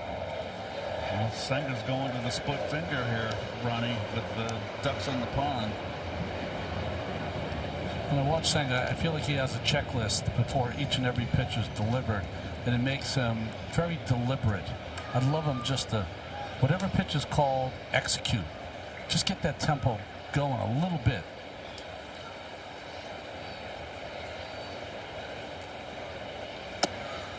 This is down that time. Yep. Ball and a strike. As a hitter, when you got a guy with a splitter, your thought process is make him get that split finger up. Don't chase it below the knees. Grounded to second. Beatty holds the runner, gets the out. Now there are 2 away.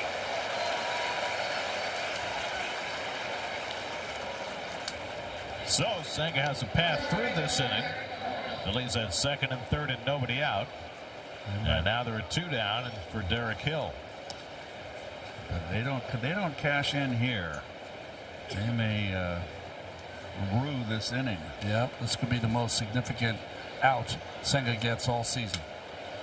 Well, the Mets left the bases loaded in the bottom of the 5th, and now Senga trying to strand 2 in scoring position in the top of the 6th. Hill is 0 for 2, grounded out and fouled out. They've got left-handed bats on the bench, but Don Mattingly opting to stay with Hill against the right-hander. They still have the lead, and his defense is elite. I don't think it's a very strong left-handed bench with Marchand, Stubbs, and Rincones. Chopped foul, and now it's 0-2.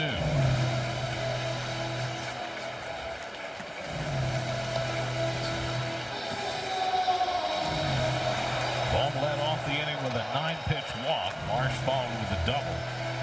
Strikeout and a ground ball later. Senga's one pitch away from getting through it.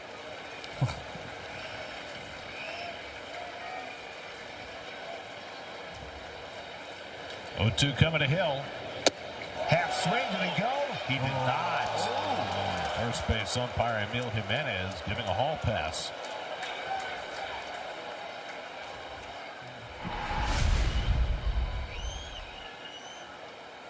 Oh boy, that's about as blatant as you can get. He missed it. I thought it was a swing.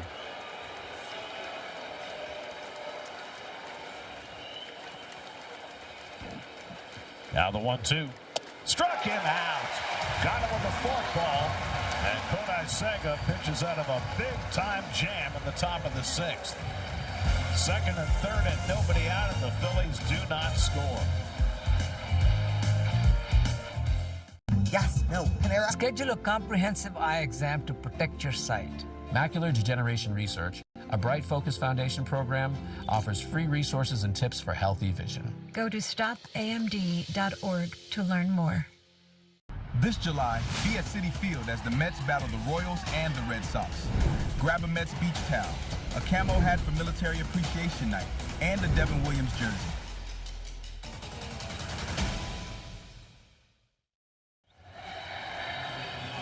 University of Texas product Chase Shugart on to pitch for the Phillies. Yeah, he's got a big league sinking fastball, high velocity, strikeout pitch. It's that nasty. Jesus Luzardo dominated the first 3 innings, but the Mets made him work hard in the last 2. 53 pitches in those 2 innings to chase Luzardo after 5. Gave up a run on 4 hits, and now the Mets get the soft underbelly of the Phillies bullpen. Luzardo walked 3, struck out 6. Francisco Alvarez, Mark Vientos, Tyrone Taylor, the 3 scheduled hitters. Mets have plenty of left-handed bats in the dugout. And Alvarez takes the first pitch. Cutter for a strike, 0-1. Alvarez is grounded out and struck out, hitless now in his last 14 at-bats. And he lights one the other way. That's going to be fair ball going into the corner. Dug out by Hill. Alvarez heading for second, and he makes it standing up with a leadoff double. And for the 4th straight inning, the Mets get the leadoff man on.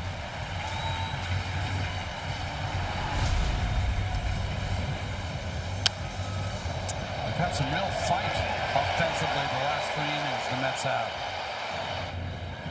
And again, first runner on. Fastball down the pipe. And Francisco out of character, not any intention to try to pull the ball. And now Jared Young will bat for Mark Vientos. Give the Mets a left-handed bat against Shugart. Young is 1 for 6 in this series. Tying run at the plate in a 3-1 game. So Alvarez snaps that 0 for 14 with a double, and now Young tries to cash it in.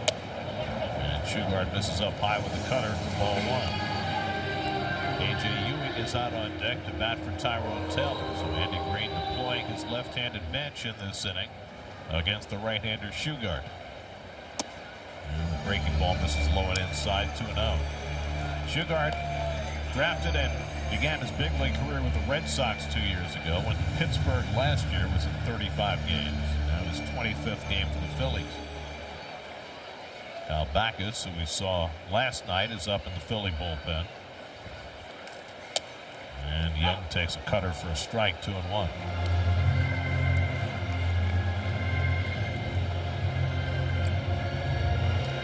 Phillies 3 runs, 7 hits. The Mets 1 run, 5 hits. We're in the 6th. And Young swings through the fastball. 2 balls, 2 strikes. Jared Young has not had a lot of experience as a big league pinch hitter. 4 for 11. Those are good numbers. Oh, but he's a guy that swings the bat. He's good to have off the bench. And he takes that slider at his feet, and it's 3-2. One of the things the Mets have done very well. Their pinch hitters have been strong.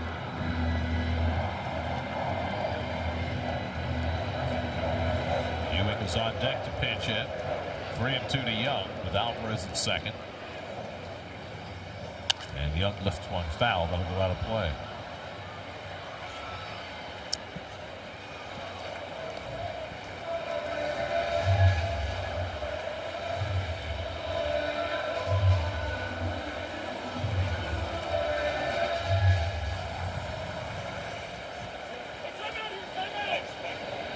Timeout called by Young.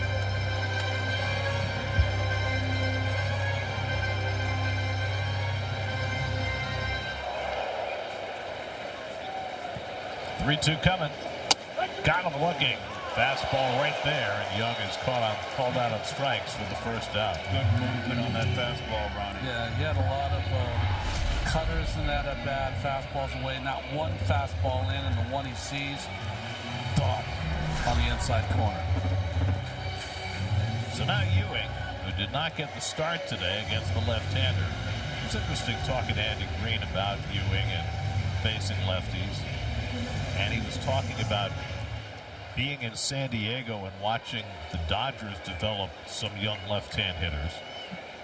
Guys like Cody Bellinger and Max Muncy, and how early in their careers they didn't face a lot of lefties. They had to earn it. And that's how he feels it goes with Ewing. He knows that it's not that he can't hit lefties, it's that he has to earn the starts against lefties. Andre Ethier in the day.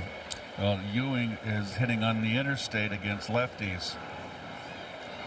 And that's probably one of the main reasons where He drives this one deep to right. Back goes Hill to the warning track at the Lord's out of here.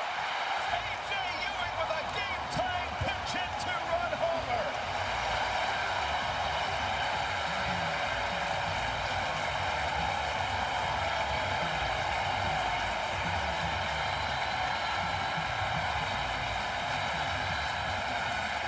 What a moment for A.J. Ewing. Off the bench, second pitch he sees, and he buries it to tie the game.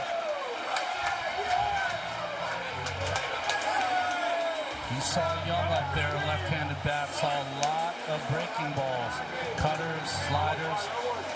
He got that one and didn't miss it. Very impressive. short, compact swing. His first ever pinch hit, and it's a two-run homer to tie the game.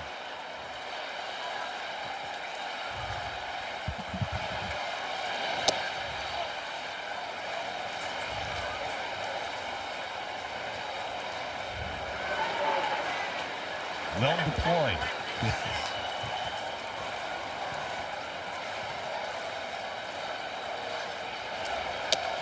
Well, we talked about it before the game. You know, Green has a chance to really kind of platoons and use the bench to perfection right there. Players have to execute. Yep. Beatty takes a cutter for a strike. 2-1. Boy, that's got to feel good. Very short, compact swing. He just, no wasted motion. Yesterday had the go-ahead hit with a base hit up the middle. Today ties the game with a pinch hit home run. And Beatty swings and misses at a fastball, and it's 2-2.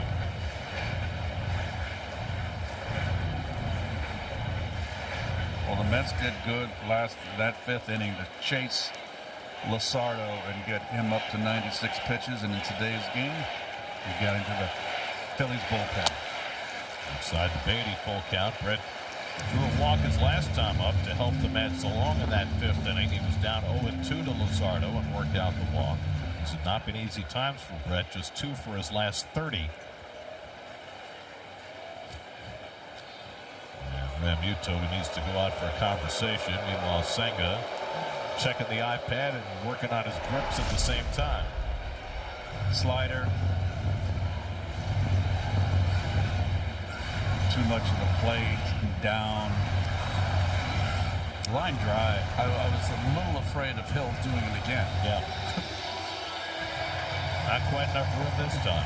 That's fourth pinch hit home run this year. Taylor, Vientos, Wagaman, and now Ewing. 3-2 to Beatty with 1 out and nobody on. And Brett takes inside. He draws another walk. So the Mets have the go-ahead run on base with 1 out. Luis Torrens coming up. Phillies are going to have to do something down the stretch here to bolster their bullpen. Well, the last couple of innings of the bullpen, they're in good shape with Kerkering and Gilon. Brad Keller's on the injured list right now. That was a big blow for them. Alvarado is the back of that bullpen as well. And Keller was their 8th inning guy before he got hurt. Torrent's been up twice, grounded out to third base both times.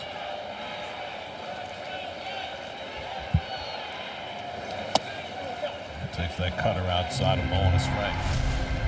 No, there you go. That's right down the old Piperoni there. That's getting the big dog out on the fairway. A par 5. Driver off the deck. That's lined in the left field. A base hit for Torrens. Beatty will go first to third. Torrens takes a wide turn, holds at first. And the Mets have the go-ahead run at third with 1 out.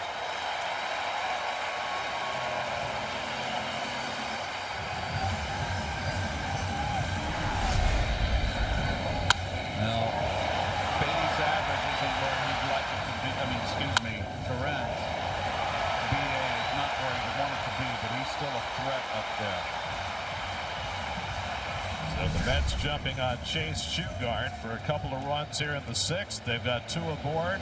After tying the game, the left-hander Backus will come in. Call the bullpen brought to you by Nissan. Shop NissanUSA.com. New York Mets baseball on SNY is brought to you by Lincoln Financial. Make your pastimes last a lifetime. By your local Honda dealers, contact your local Honda dealer today. And by Suffolk Credit Union, be a HELOC hero at Suffolk Credit Union. You ready for a look at this? Ultimate. Well, Cobb Backus came in yesterday to face the lefties at the top of the Mets batting order. They both got hits against him, and he's in there to face them again today. Yeah, 2 runs, 2 hits, a walk. 27 pitches in yesterday's game. That's a bench and a base hit up the middle on the first pitch he saw from Backus in the 7th inning yesterday. Phillies have their infield in with the go-ahead run at third. Can't count on a double play with the speed of Benj at the plate. And he lines one off the pitcher's glove. That would bring in the go-ahead run. They'll get a force at second, but the Mets go in front 4-3. A bowler off the bat of Benj. Backus couldn't handle it. And on the fielder's choice, Beatty comes in to score the go-ahead run.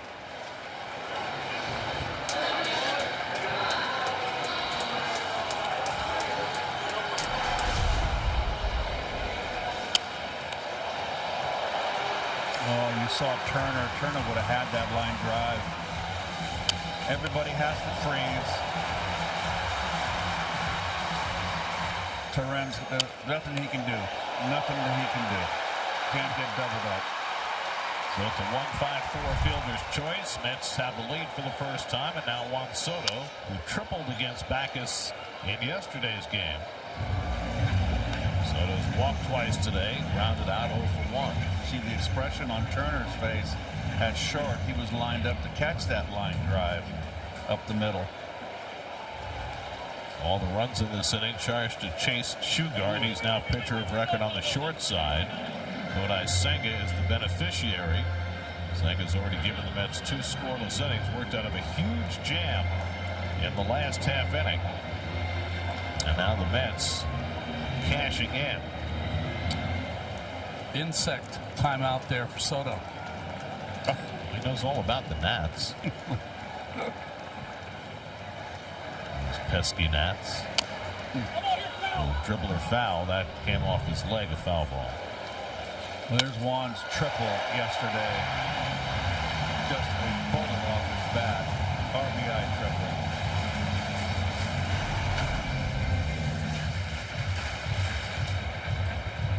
Let's see if he doubles up with that fastball inside, Ron. Tied up. Soto there, up and in. Bench at first with 2 out. Look at Real Muto, way outside. And Soto takes it high, not where he intended it at all.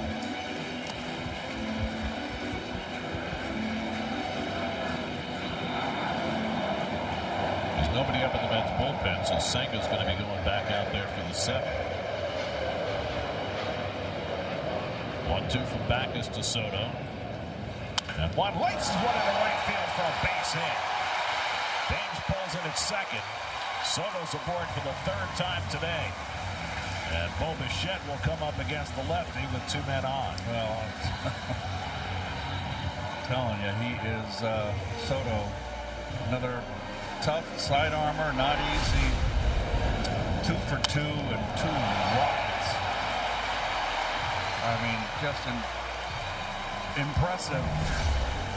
Now Bichette will be the 8th man up in the inning. He had a sacrifice fly against Backus in yesterday's game.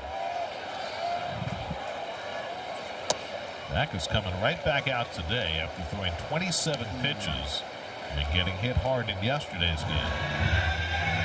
And he's given up 2 bullets to the first 2 batters in this inning. You know, when you're a borderline guy, when you're asked, what do you say? Yeah, I'm ready. I'm ready.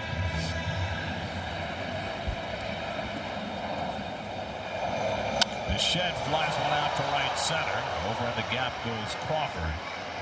And he's got it to retire the side, but the Mets score 3. A.J. Ewing, a 2-run pitch-in home run. The Mets go in front 4-3. From high-speed hitting, Trey Turner's line-out is the hardest out of the game. That was the first batter of the game against C&L Perez. Kodai Senga now pitcher of record on the long side. Justin Crawford leads off in the 7th. And he takes the first pitch fastball for a strike. Jared Young stays in the game at first base. A.J. Ewing stays in center. And Ronnie Mauricio comes in for defense at third base. So Mauricio will hit in Wagaman's spot in the order.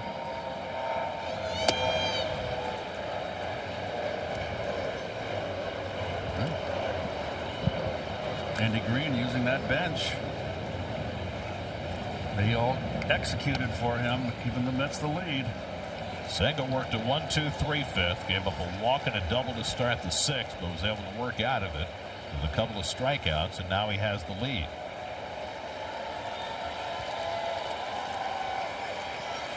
That's lined the other way. A base hit for Crawford. Chased down by Soto. Does a nice job cutting it off and holding Crawford to a single. The ball stayed up for Soto. That ball could have skipped and scooted. Nice job cutting it off. I have to tell you something. Juan Soto looked rejuvenated in the outfield this year. Yes, he does. Playing with those 2 young kids out there. I think to me, just looks more comfortable in left field. I think he's trying to keep up with the Joneses. Yeah. I mean, he watches young Joneses. Watches Ewing and Benj running all over the outfield, making great plays. He wants to be part of that team. Why not? He's asked, does he want to be a mentor? He says, no, I want to be one of them. That's exactly the way he's playing. So now Trey Turner. Significantly, there is nobody up in the Mets bullpen behind Senga. Tying run at first, nobody out. Mets used Minter, Brazoban, Weaver, and Williams in the game yesterday. Turner's 1 for 3, and he swings and misses at the first pitch slider, 0-1. Turner just flails at that ball away, and Mauricio at third is playing almost in the outfield fringe of the cut of the grass. I mean, Turner can just put a bunt down big time. Still run as fast as anybody in the game. You can understand why they throw breaking stuff to Turner. If you look at the numbers, his OPS against non-fastballs is .452, which is the 5th lowest of any qualified hitter in the majors. I'd like to know his chase rate. I bet you it's extremely high. Well, the Phillies as a team have the 4th highest chase rate in baseball. Crawford at excellent speed at first. Long hold by Senga, who throws over. But if you leave anything middle of the plate in, especially up, crush it. And he's got power. Yes, he does. We saw that in the WBC last year, and he was a big-time power hitter.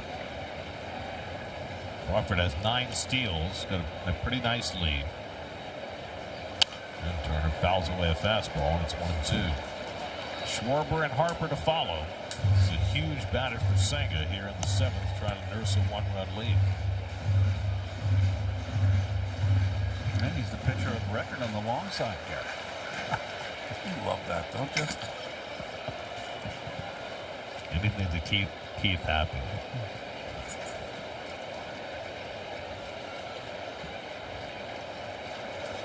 Turner lays off. 2-2. Turner just 1 for 9 in his career against Senga.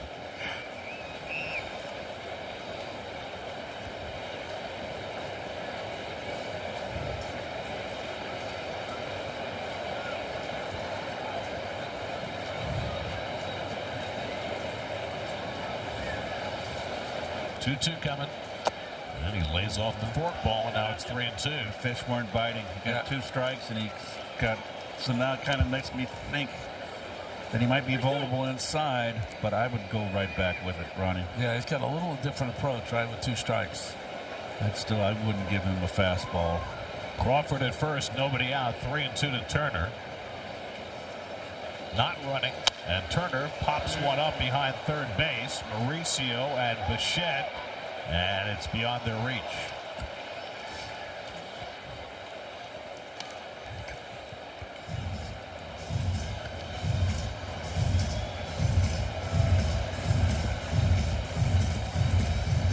In a season that hasn't gone Senga's way, this is an opportunity on a Sunday afternoon to be a big part, one of the bigger parts of a team trying to win.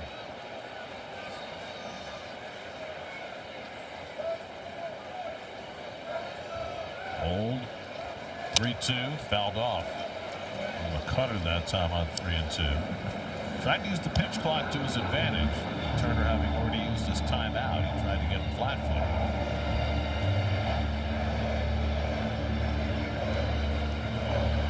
Weapon pitchers have that they never had until the pitch clock came around. 8th pitch of the at-bat coming to Turner, and he popped it up. This one will stay in play. Terrens snags it.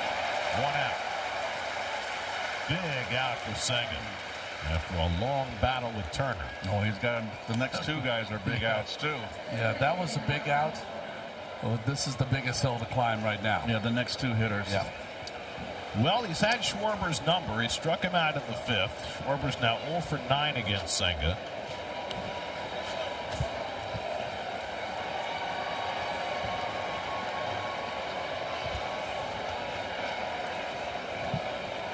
Crawford at first with 1 out.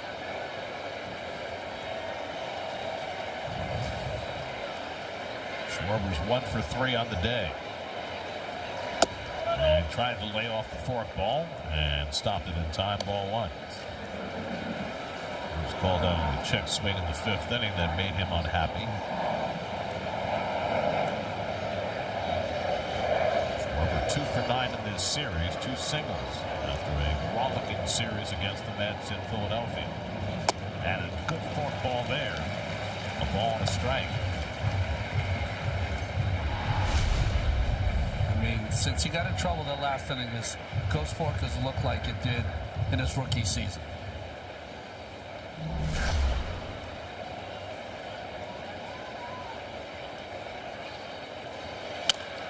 That was foul, and now it's 1-2. It's not only the break that is fooling Schwarber, but if you notice, he's way out front against that split finger too, so that the change in velocity is fooling him as well. Schwarber has struck out twice today, 121 times already this year. He's battling with James Wood for the National League lead. Just to check in on Crawford. It's one of those instances as a pitcher, you cannot throw a strike. And what I mean by that, you're going to throw a fastball, it's got to be up out of the zone. You're going to throw a ghost fork, it's got to be in the dirt. You want him to get himself out. 1-2 coming, and he rolls over that forkball.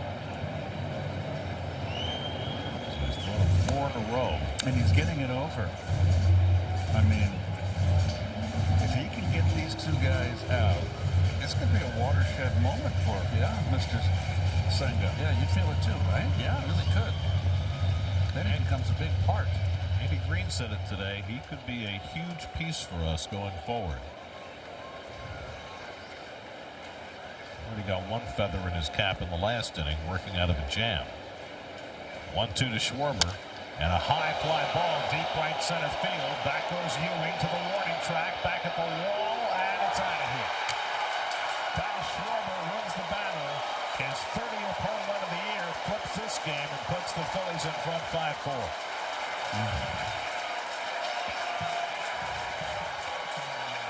Well, he tried to sneak a fastball by him. He did. As I was saying before, that if you're going to try a pitch, you can't throw a strike because you want him to swing at something out of the zone. And anything down, he's just so strong. I mean, strong as anyone in the game. 1-2 count. He had thrown him 4 straight forkballs. Tried to throw a fastball and paid for it. That's deflating.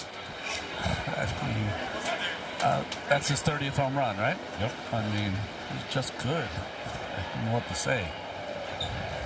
Well, Bryce Harper is 0 for 2 in a sac fly today. Well, the Mets rallied from 3 runs down to take a lead. Now the Phillies jump back in front. Outer down where he likes it, out over the plate, not the corner. Fly high. No.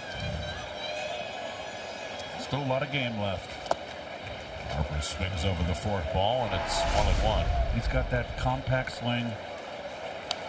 He's got one zone. That's where he loves it. That's his wheelhouse. 56 home runs last year. 30 with 2 weeks to go before the All-Star break this year.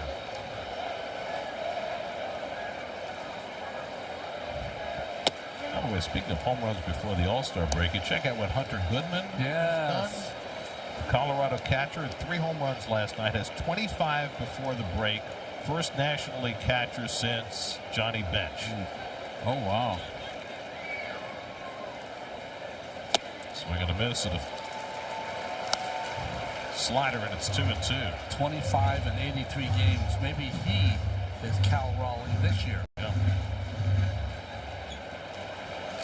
Raleigh certainly is not Cal Raleigh. 2-2 to Harper. He's down with the forkball, 3-2. 370 career home runs now for Kyle Schwarber. Ties with Gil Hodges for 87th on the all-time list.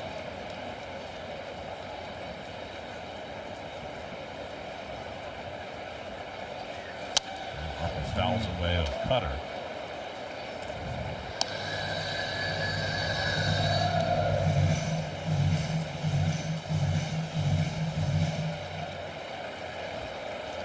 Jose Alvarado is up in the Phillies bullpen. That's what face him in the bottom of the 7th. Pulled on the ground. Comes up for Young to the breadbasket. 2 out. Folks at home, just concentrate on Luis Torrens on this replay we're going to show you. The swing by Schwarber. Watch Torrens. He's hoping. And then just drops his head and grabs some dirt. Of course, Senga just devastates him. But, you know, both of those guys are in it together, and they feel it together when it doesn't work. I still say this is a promising appearance from Senga, even though the 2-run home run, and just stop the bleeding. That home run is ancient history now, and just continue. I like the way he's thrown today.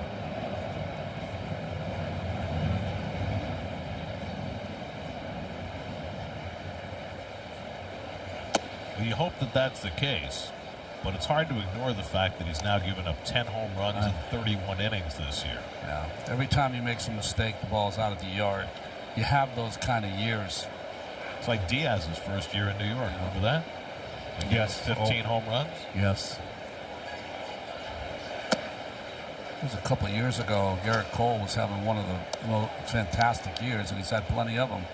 And he gave up 35 home runs. It seemed like every time he made a mistake, it was out of the ballpark. It can happen.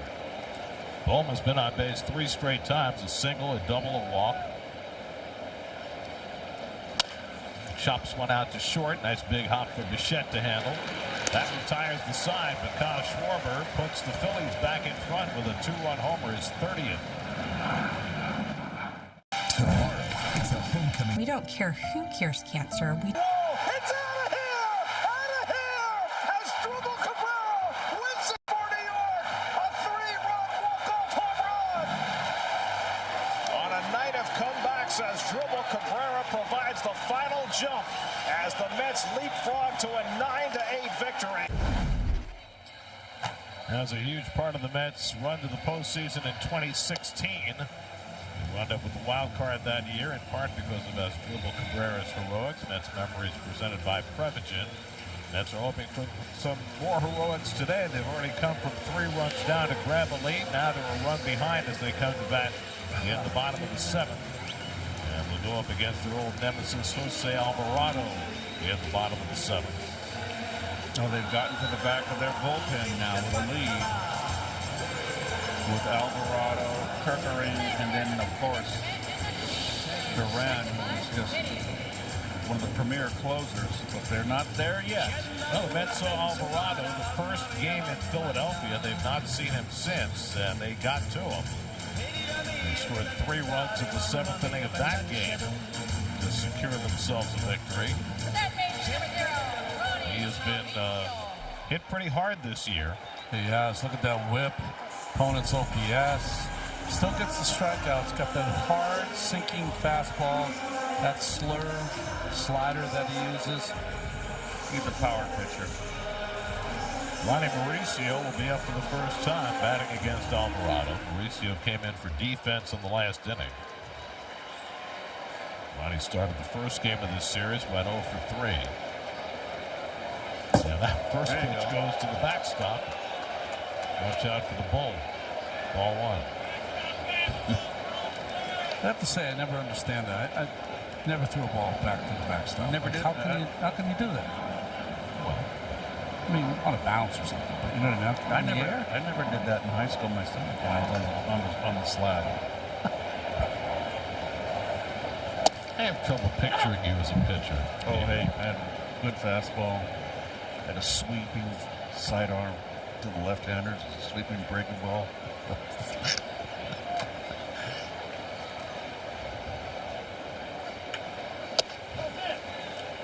Mauricio had a double in the first game coming back from the injured list against the Cubs, and it came as a right-hand batter pulled down the left field line. Always a good sign for Ronnie, who has struggled from this side of the plate in his big league career. And Alvarado picks off the inside corner. Mauricio's going to challenge the call. Might be low.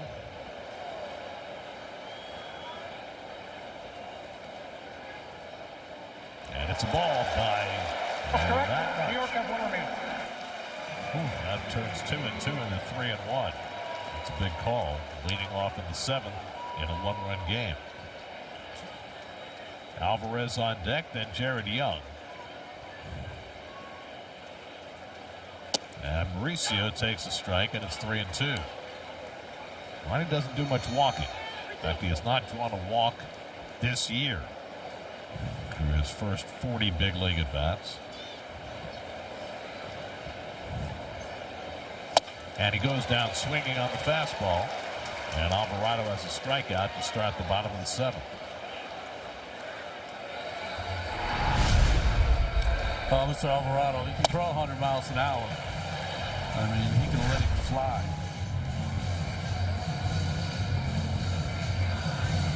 So 1 out and nobody on. And now Francisco Alvarez. Francisco got it started last inning with that double down the right field line. And snapped an 0 for 14 stretch for him. Takes the first pitch low and in for ball 1.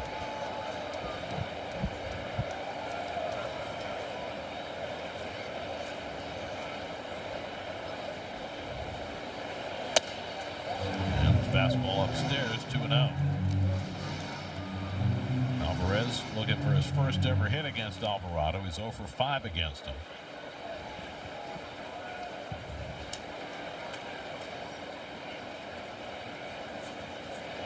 And it's inside, ball 3. So Alvarado, who has a tendency to be all over the place, is certainly that. Having thrown his first pitch to the backstop and now behind on Alvarez 3-0.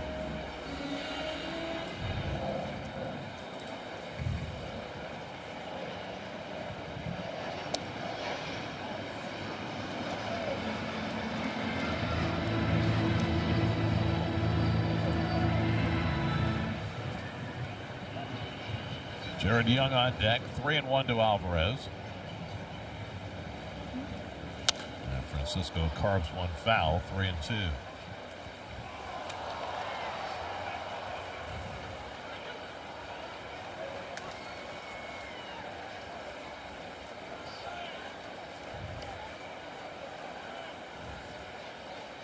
Three-two coming. And Alvarez goes down on strikes. So Alvarado comes from behind in the count to strike out both Mauricio and Alvarez, 2 down.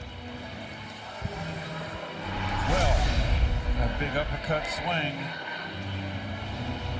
We see it every day at BP as well. Alvarado, just a bear of a man when he's out there. So now Jared Young will get a rare at bat against a lefty. Came off the bench in the 6th inning. It's only have one player left on their bench, and that is Francisco Lindor, who I guess is supposed to get a full day off today. I'm sure they could use him for one swing late if they need him. He's ready to pitch it.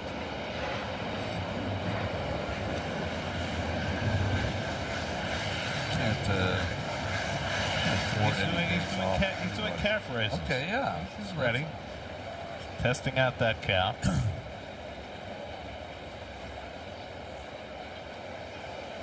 Oh, and Young is hit by the pitch, and that one hurt. Left hand.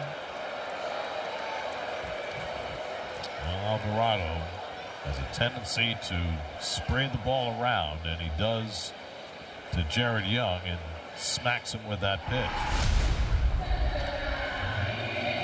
Oh, it's lucky it didn't hit him flush. Kind of skimmed. Yep.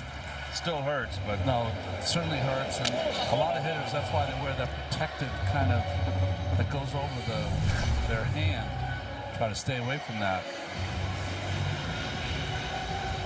Tough. So the Mets have the tying run at first with 2 out for A.J. Ewing, who had a 2-run pinch hit home run to tie this game in the 6th.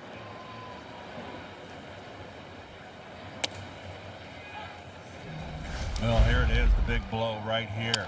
Slider. Line drive. He became the first Met rookie to hit a pinch hit home run since Travis Blankenhorn in 2021. His only home run as a Met, and one of only 2 he hit in his major league career. Long hold. This ball misses down, a ball and a strike to Ewing.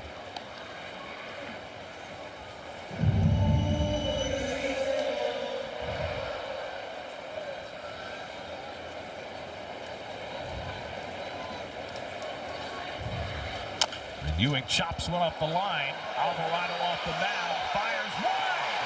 Young will go to third. Ewing headed for second. And the Mets have 2 in scoring position on the throwing error by Alvarado. I knew he was going to throw it away.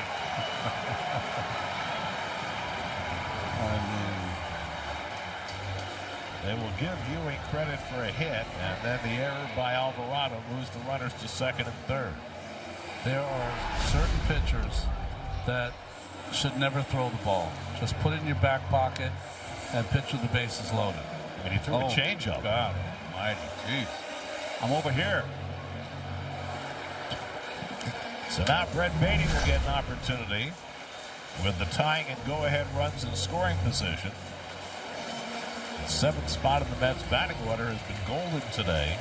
4 for 4. Tyrone Taylor went 2 for 2, and now Ewing with a home run and an infield dribbler, 2 for 2 as well.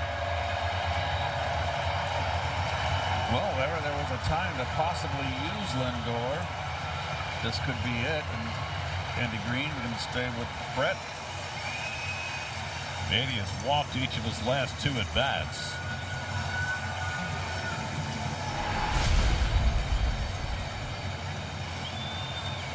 choked on it, that's for sure. It's all right to reach down there with your whole hand. That's the best way to secure it. But after that, you got to kind of drop it into your 2 fingers.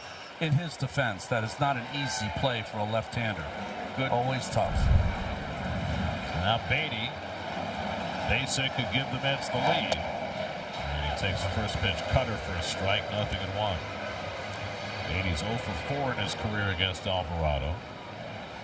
He's 2 hits in his last 30 at-bats, but that would all be a memory if he can get a base hit here. He slashes one foul, and it's 0-2.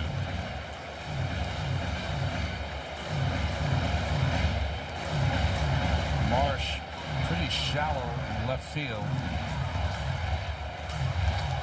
Too shallow for my liking. Yeah, me too. 0-2 coming. And Beatty slaps one just foul. The reason I say that is that Alvarado swung so hard. Beatty with 2 strikes. You know, the ball's going to be more apt to be hit in that direction. Hard to get the head out when you're 0-2. The guy throwing 100. Young, the tying run at third. Ewing at second with 2 out.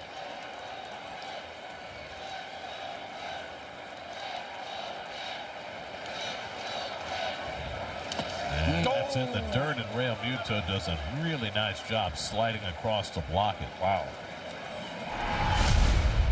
Off the one knee. Well done.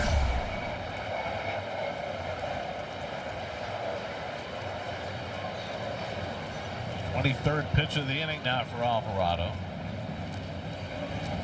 Beatty takes it up and away. And Red, who has worked his way back to walks each of his last 2 at-bats, gets back to 2-2. Luis Torrens would be next.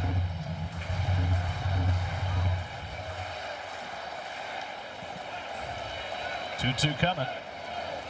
Ground ball back to Alvarado. This time he'll run it most of the way himself. Side retired. Alvarado puts himself in a jam and gets himself out of it. Still 5-4 Phillies. Buy.com. There are home runs, and then there are blasts. This year, when a home run is blasted over 420 feet, Mountain Dew Baja Blast is on us. Welcome to Club Baja. Here's to a season of blasts on the field and Baja Blast at the ballpark. Honda Sports Night on SNY. Hello and welcome to Honda Sports Night. All night, every night, starting at 11, only on SNY. Hey, it's Gary and Todd, Mercedes-Benz postgame live on the way. Kodai Senga working out of the pen for the first time. What's your take, Ben? More good than bad, I think, and I think we're also going to take a look at how the young kids continue to add a spark here. All right, Kodai giving up just that one bad pitch, the home run.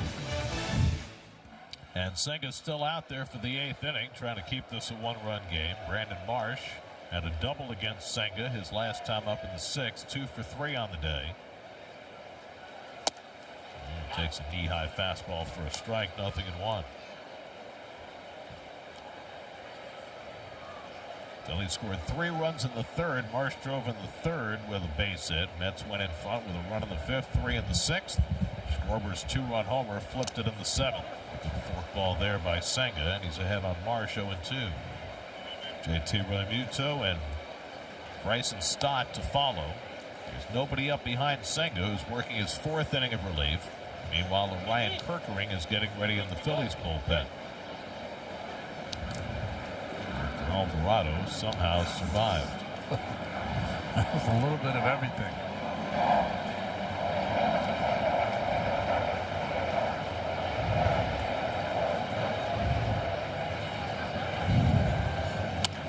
Grounded softly to second. Beatty's got it.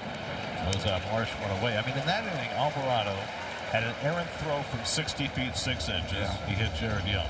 He had an errant throw from 45 feet when he threw it down the right field line. He was really good from 15 feet when he ran the ball most of the way to first base. And he threw one to the backstop on his first pitch.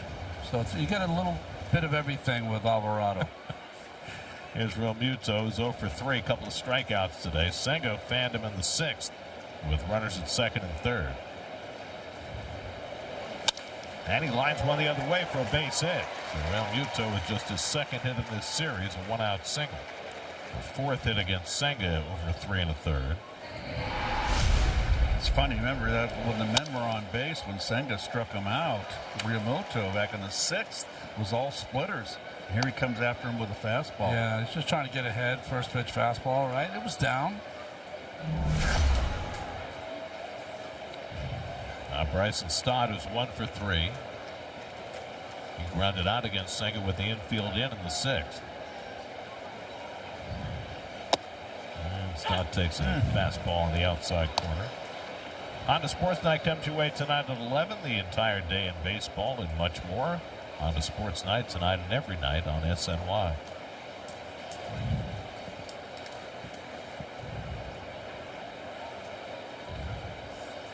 And Stott bluffing a bunt. Mauricio had been in on the first pitch, was back on the second pitch. Ball to strike to Stott. Realmuto is still one of the fastest catchers in the game, but not the base stealer he used to be. He's got 3 steals this year.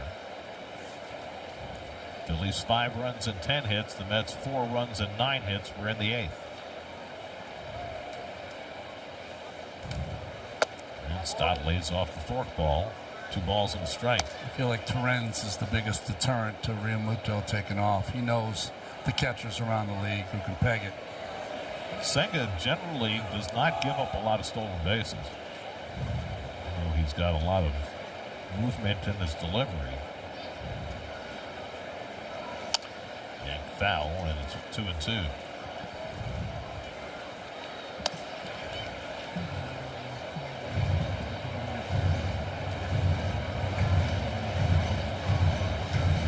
Mets are going to Toronto. The Blue Jays have been struggling. One of their great assets, though, has been their closer, Louis Varland. ERA under 1, 16 saves. Swing and a miss. Senga gets him with a forkball. That's his 4th strikeout. Anyway, the Blue Jays and Rangers went 2-2 in the 9th, and Varland just gave up the go-ahead run. Right. Varland took over for Hoffman, who lost his closer job. He's former Philly, and good. This is the best ghost fork I've seen him have in maybe a couple of months. Yes, no question. You know who else is in that Toronto bullpen? Tyler Rogers. Right. Here's Derek Hill is 0 for 3. And he bluffs a bunt and takes it low. I think Tyler might pitch till he's 50. Yeah, he could. You know? He can throw every day, too. We're very pleased with what they got from Tyler Rogers last year. Some of their other moves did not work out quite so well, but it was a great addition that second half of the year. I think they wanted to re-sign him, but he got additional years with the Blue Jays. I think he got 3 years. Yep. Start over, said Mike Malinsky. It happens even on the baseball field. I mean, there are no do-overs. Well, it's not only that.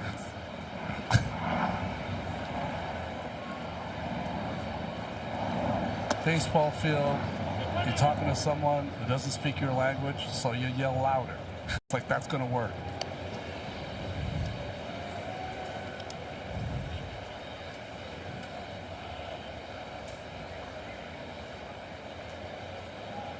Realmuto at first with 2 out. Senga behind on Hill 2-0.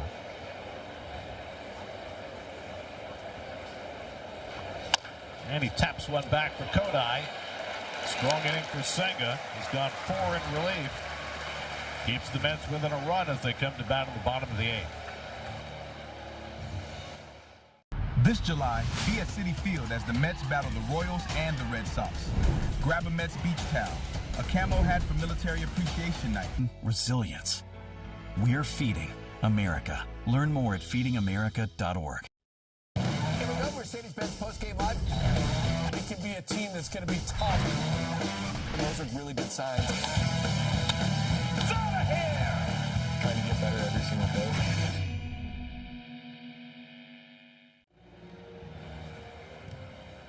Last of the 8th inning, Ryan Kerkering comes out of the Phillies bullpen. Well, he throws hard. He's got a nasty slider. He's a real hard mark. One of their best relievers out of the pen. He worked in the opening game of the series on Friday night, a 1-2-3-8. Luis Torrens, Carson Benj, and Juan Soto due up in the bottom of the 8th for New York. Mets have already come from behind once in this game, trying to do it again. Torrens was part of that comeback in the 6th with a base hit to left field. And it takes up and in from Kerkering for ball 1. Torrens 1 for 2 in his career against Kerkering, the 5th Philadelphia pitcher of the day. And the slider off the plate, 2-0. Jesus Luzardo went 5, allowed a run on 4 hits. Mets chased Chase Shugart for 3 runs in a third of an inning. Cal Backus 2/3, Jose Alvarado 1, and now Kerkering. 2 balls and a strike to Torrens. There's a bench. He's driven in 2 of the 4 Met runs. He's on deck. Kerkering doing a really good job of using his fastball more. We've seen him at times when he gets slider happy. Yep. Goes hard. Still walks too many. Yep.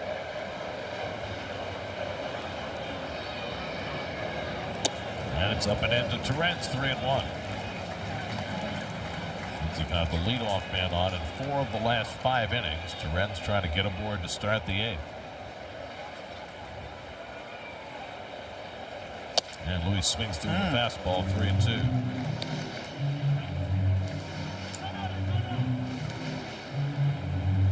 Bench to follow, and then Soto.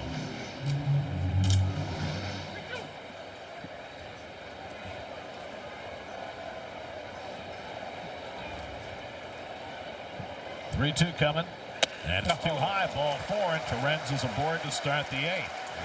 So that's now 5 of the last 6 innings. The Mets have had the leadoff man on. Boy, just asking for trouble. Car Shield presents streaming of SNY on the MLB app. Stay connected to every Mets moment, anytime, on any device. It's free with an eligible TV subscription. Scan the code to download the MLB app today. So now Benj has driven in runs with a single on a fielder's choice. The fielder's choice was a liner off the pitcher's glove in the 6th. So he's hit a couple of bullets today. Kerkering better mix in a strike here. Pitching behind. Torrens a very short lead at first, not a fast runner. And that slider in for a strike, 1-1. I just one at bat against Kerkering. That came in the opening game of the series. Got him to pop up.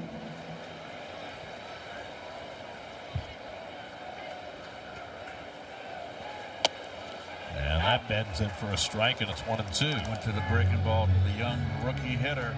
2 back-to-back.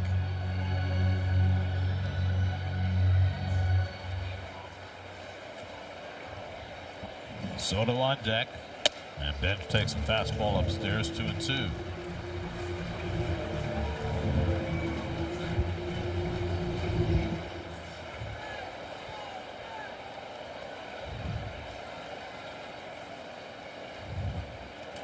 And Benj slices one down the line. That'll go foul.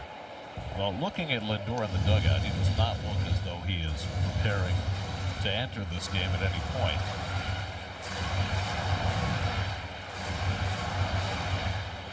Played the last 2 days, so it looks like he's getting this complete day off. That'll make him ready to play the full series in Toronto. You know, when you come back from those kind of injuries in today's game, they have a whole protocol that you have to follow before you can start a game, and maybe it's too difficult to do that in the middle of the game. I don't know. Certainly doing left calf raises. That's hit out to right center field. Over comes Hill, and he's got it. 1 out. I don't know if you guys will remember this name, but the Cubs used to have a reliever. His name was Carlos Marmol. Remember, he used to be able to throw a slider over, but he never could throw his fastball over. Sometimes I feel like that about Kerkering. Well, here's the big moment for Soto. Juan has been on base 3 times with 2 walks and a single. It's also a big moment for Kerkering. It's a big out to get. Tying run at first with 1 out. And Soto with a check swing foul on a first pitch slider, 0-1. You got to feel this way. The Phillies, one of their best bats, hit the ball at the ballpark. You're waiting for your guy to do it. 17 home runs this year for Soto. He takes that one inside, a ball and a strike. He's given up 3 home runs this year in 32 innings. Torrens at first with 1 out. And Soto takes the slider outside. So 3 straight breaking balls from Kerkering, and it's 2-1. Bichette waiting on deck. Klinsky has done a nice job behind the plate today.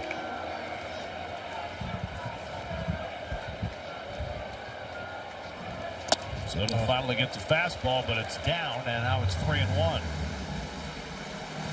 So Soto in the driver's seat in this at bat.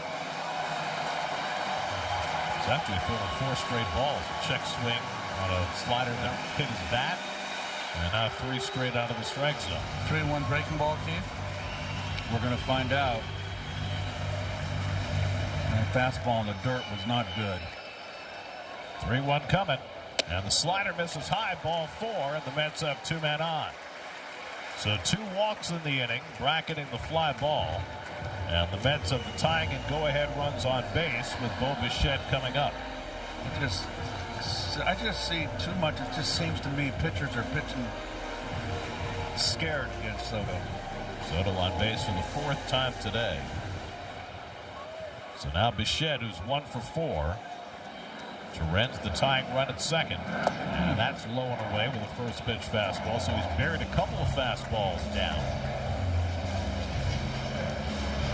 I mean, you're lucky that ball's not at the backstop. He's bouncing the fastball in first pitch. That's the one he should be centering for a strike. 1-0 to Bichette. And the slider off the plate. Now it's 2-0. And Kerkering really fighting himself now.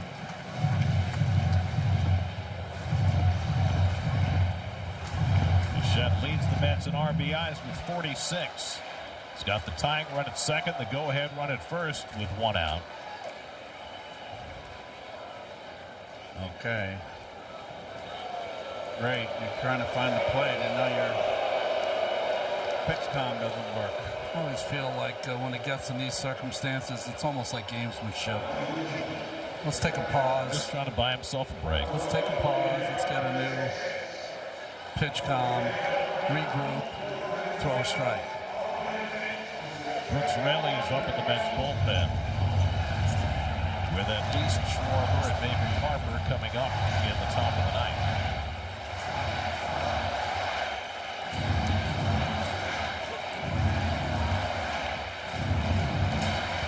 Now low in the driver's seat at 2-0.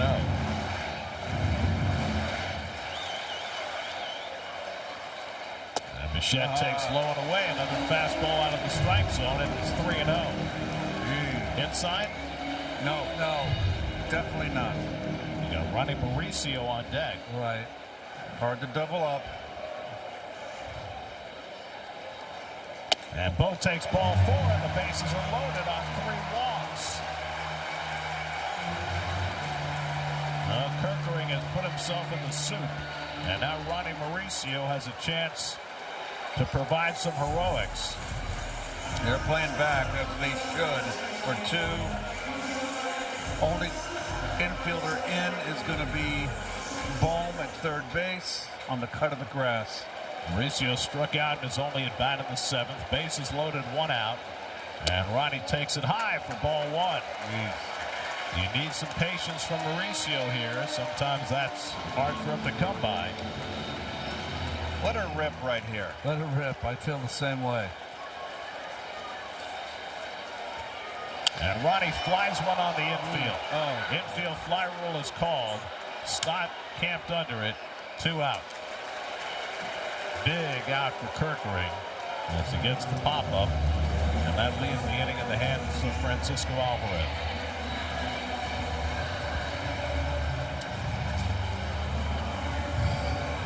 Kerkering scuffling, bases loaded, and you get the 2 hitters for the Mets that probably are the most aggressive. Let's see, Francisco, remember in that 6th inning, led off with a double down the right field line. Let's see if he hits smart here. And the slider runs inside for ball 1. Alvarez 1 for 3 in his career against Kerkering. Mets have already left 10 runners on base. They've got 3 aboard with 2 out. And that slider in for a strike. Took something off, 1-1. Alvarez in his career with the bases loaded, just 2 for 26.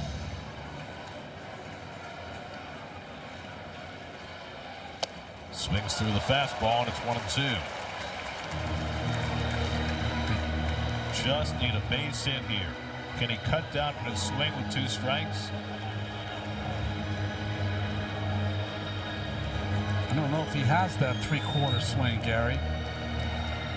When he's at his best with 2 strikes, he's not afraid to go the other way. That would be an option. Trent, the tying run at third. Soto, the go-ahead run at second. 1-2. And Alvarez goes down swinging, and the Mets strand 3 more. 13 left on base through 8 innings today. Kerkering walks 3, but gets himself out of trouble. On to the 9th, 5-4 Phillies. Bank of America customized cash rewards Visa card. You can earn 6% cash back in a category like online shopping for the first year from account opening. And match her schedule with the match schedule. What would you like the power to do? Michelin innovates on the road and far beyond by manufacturing prosthetic leg belts that allow for greater flexibility of movement. Michelin, motion for life. 9th inning, it's been kind of an excruciating afternoon for the Mets. 13 runners left on base, and they're run shy as we go to the 9th. And Kodai Senga has already worked 4 innings in bulk relief. We'll try and squeeze in 1 more.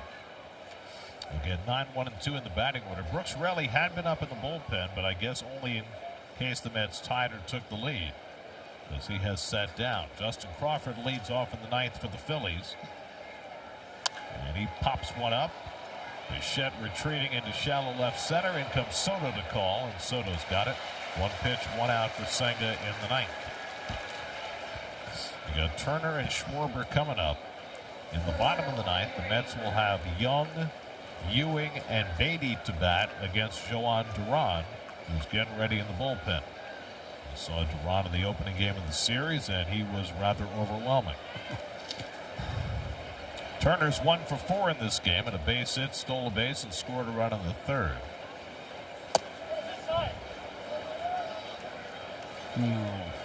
The ball's inside, I believe. Could be wrong. Did he call a strike? No, Torrance challenge. Called it a ball. I thought it was inside. And so it was. Wow. And the Mets are now out of challenge. New York is out of challenge. It's unfortunate because, you know, when they get on offense, they don't have any leeway. Might be a challenge you could have used in the bottom of the 9th. Yep.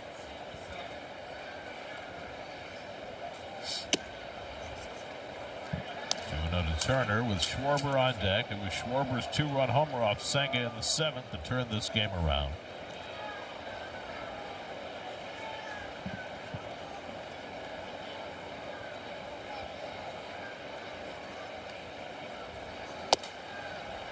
And that cutter catches the outside corner. It's 2-1.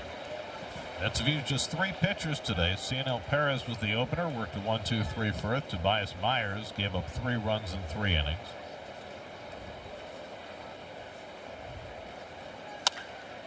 And Senga gave up the 2-run homer to Schwarber over his 4 1/3 innings. Meanwhile, that game is final now in Toronto. Rangers beat the Blue Jays 3-2, so the Blue Jays go into that series against the Mets tomorrow night, having lost 6 in a row. Swept by the Rangers in a 4-game series. 2-2. Little punch shot behind shortstop. Back goes Bichette to grab it. 2 out. The rowdy game-changing drive came courtesy of the Major League's leading home run hitter. He had a 1-2 pitch, too. He had thrown him 4 straight forkballs, threw him 1 fastball, and Schwarber made no mistake. His 30th home run of the year.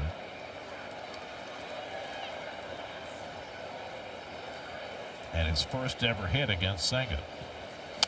And he rolls that one down to first on a first pitch forkball. I think he's going to see nothing but forkballs this time. Maybe I'm overthinking the situation. The fastball was an all-right choice. It just could not be a strike. It was a setup pitch out of the zone to get back to the forkball. But sometimes you don't get to it. I've done it myself.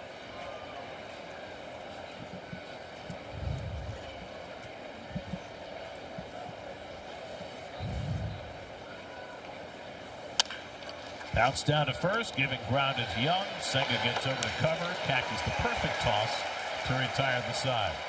To the bottom of the ninth we go. That's down 5-4. Less visit NissanUSA.com or your local dealer. By Prevagen. By ShopRite, we are here. And by Hyundai. Hyundai gives you America's best warranty on every new vehicle. Visit Hyundai.com for more information. Last of the ninth inning. And Juan Duran, who got the save in the opening game of the series, goes for his 21st today. Yeah, 20 saves before the All-Star break. Impressive for Duran with a lot more time to go. He can get to 25. This young man throws 100. He's got a split finger. He also got a hard slider. Yeah, the 98-mile-an-hour split finger. Yeah, I mean, don't see too many of those. Jared Young, A.J. Ewing, and Brett Beatty, 3 left-hand hitters due up for New York. Mets were down 3-0, came back to take a 4-3 lead. Schwarber's 2-run homer in the 7th put the Phillies in front. Mets threatened in the 7th and 8th. They've left 13 runners on base today. And now Duran trying to nail down yet another 1-run win for the Phillies. Young is 0 for 1. He's also been hit by a pitch. And he takes the first fastball inside of the 100 for ball 1. The Phillies are 17-6 in 1-run games this year. The Mets are 7-14, which basically accounts for the difference between the two teams in the standings. Young faced Duran in game 1. He took a call third strike on the outside corner.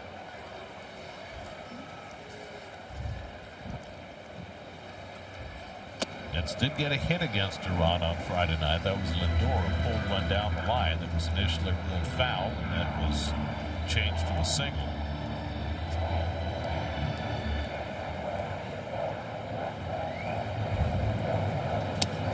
And that misses inside, and now it's 3-1. Mets have had the leadoff man on 5 of the last 6 innings.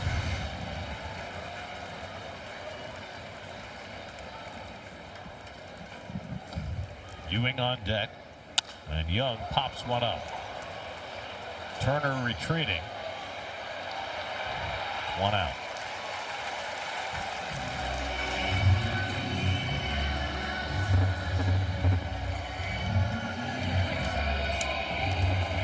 Now Ewing, whose 2-run homer tied the game in the 6th inning, came as a pinch hitter. Then he had an infield hit in the 7th, so he's 2 for 2.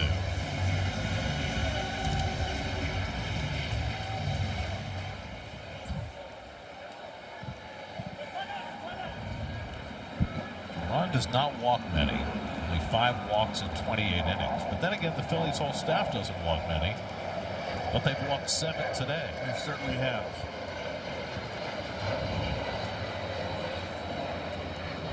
The Phillies' pitching staff came into the day with the fewest walks and the most strikeouts of any staff in the National League. It's a pretty good combination. And Duran kind of epitomizes that. Slashed foul by Ewing, and it's 1-1. Duran is at 1.6 walks per 9, 14.3 strikeouts per 9. That's an 8.8 to 1 strikeout to walk ratio. Fastball right there for a strike, and it's 1-2 to Ewing. That was some pain. Ewing with his 2 for 2 today has his OPS up to 786. Very impressive in his rookie year. Takes that slider down, and it's 2-2. Such a good eye for such a young hitter. Never facing guys for the first time, not really any feel for him, and he's got a great eye at the plate. He had a hit against Duran in Philadelphia last weekend. Yeah, well, it's on a breaking ball. Same breaking ball he had out of the ballpark today. Duran's given up only 1 home run this season. 3-2 to Ewing with 1 out. Beatty on deck. And A.J. hits one softly to second. In comes Stott. Makes the flip, 2 out. And so the Mets are down to their final out, down by a run, with Brett Beatty coming up.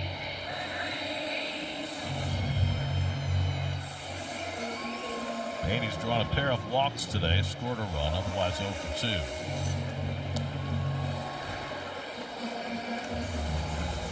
Brett has a hit, 2 career at-bats against Duran. See if he can jump on one. First pitch here. It's up and away for ball 1. Oh, he's got to throw a strike for him to do that. Luis Torrens is on deck.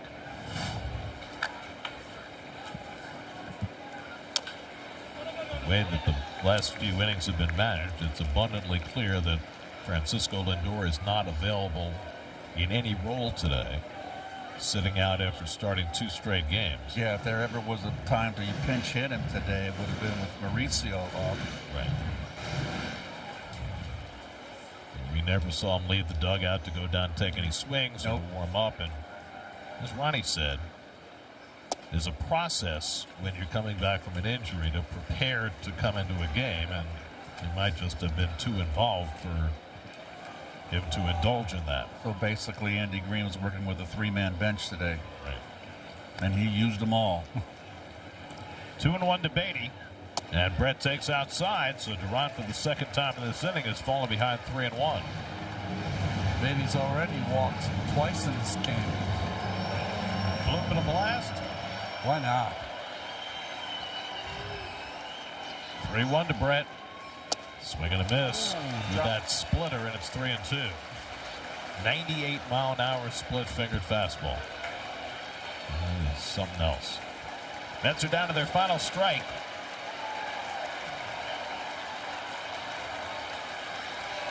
And that's inside, ball 4, and the Mets have life in the ninth. Beatty walks for the 3rd time today. And Luis Torrens will come up with the tying run at first. Boy, I tell you what, this way they pitched in this game and give your manager ulcers. 8 walks issued by the Phillies, a team that generally does not walk many. Got to keep an eye on Beatty. I don't think he would steal, but Beatty's been known to sneak. If you're a pitcher, you got to pay attention to him. He's got 3 steals this year. Okay. Torrens has been on base his last 2 plate appearances, a single and a walk, trying to keep it going now.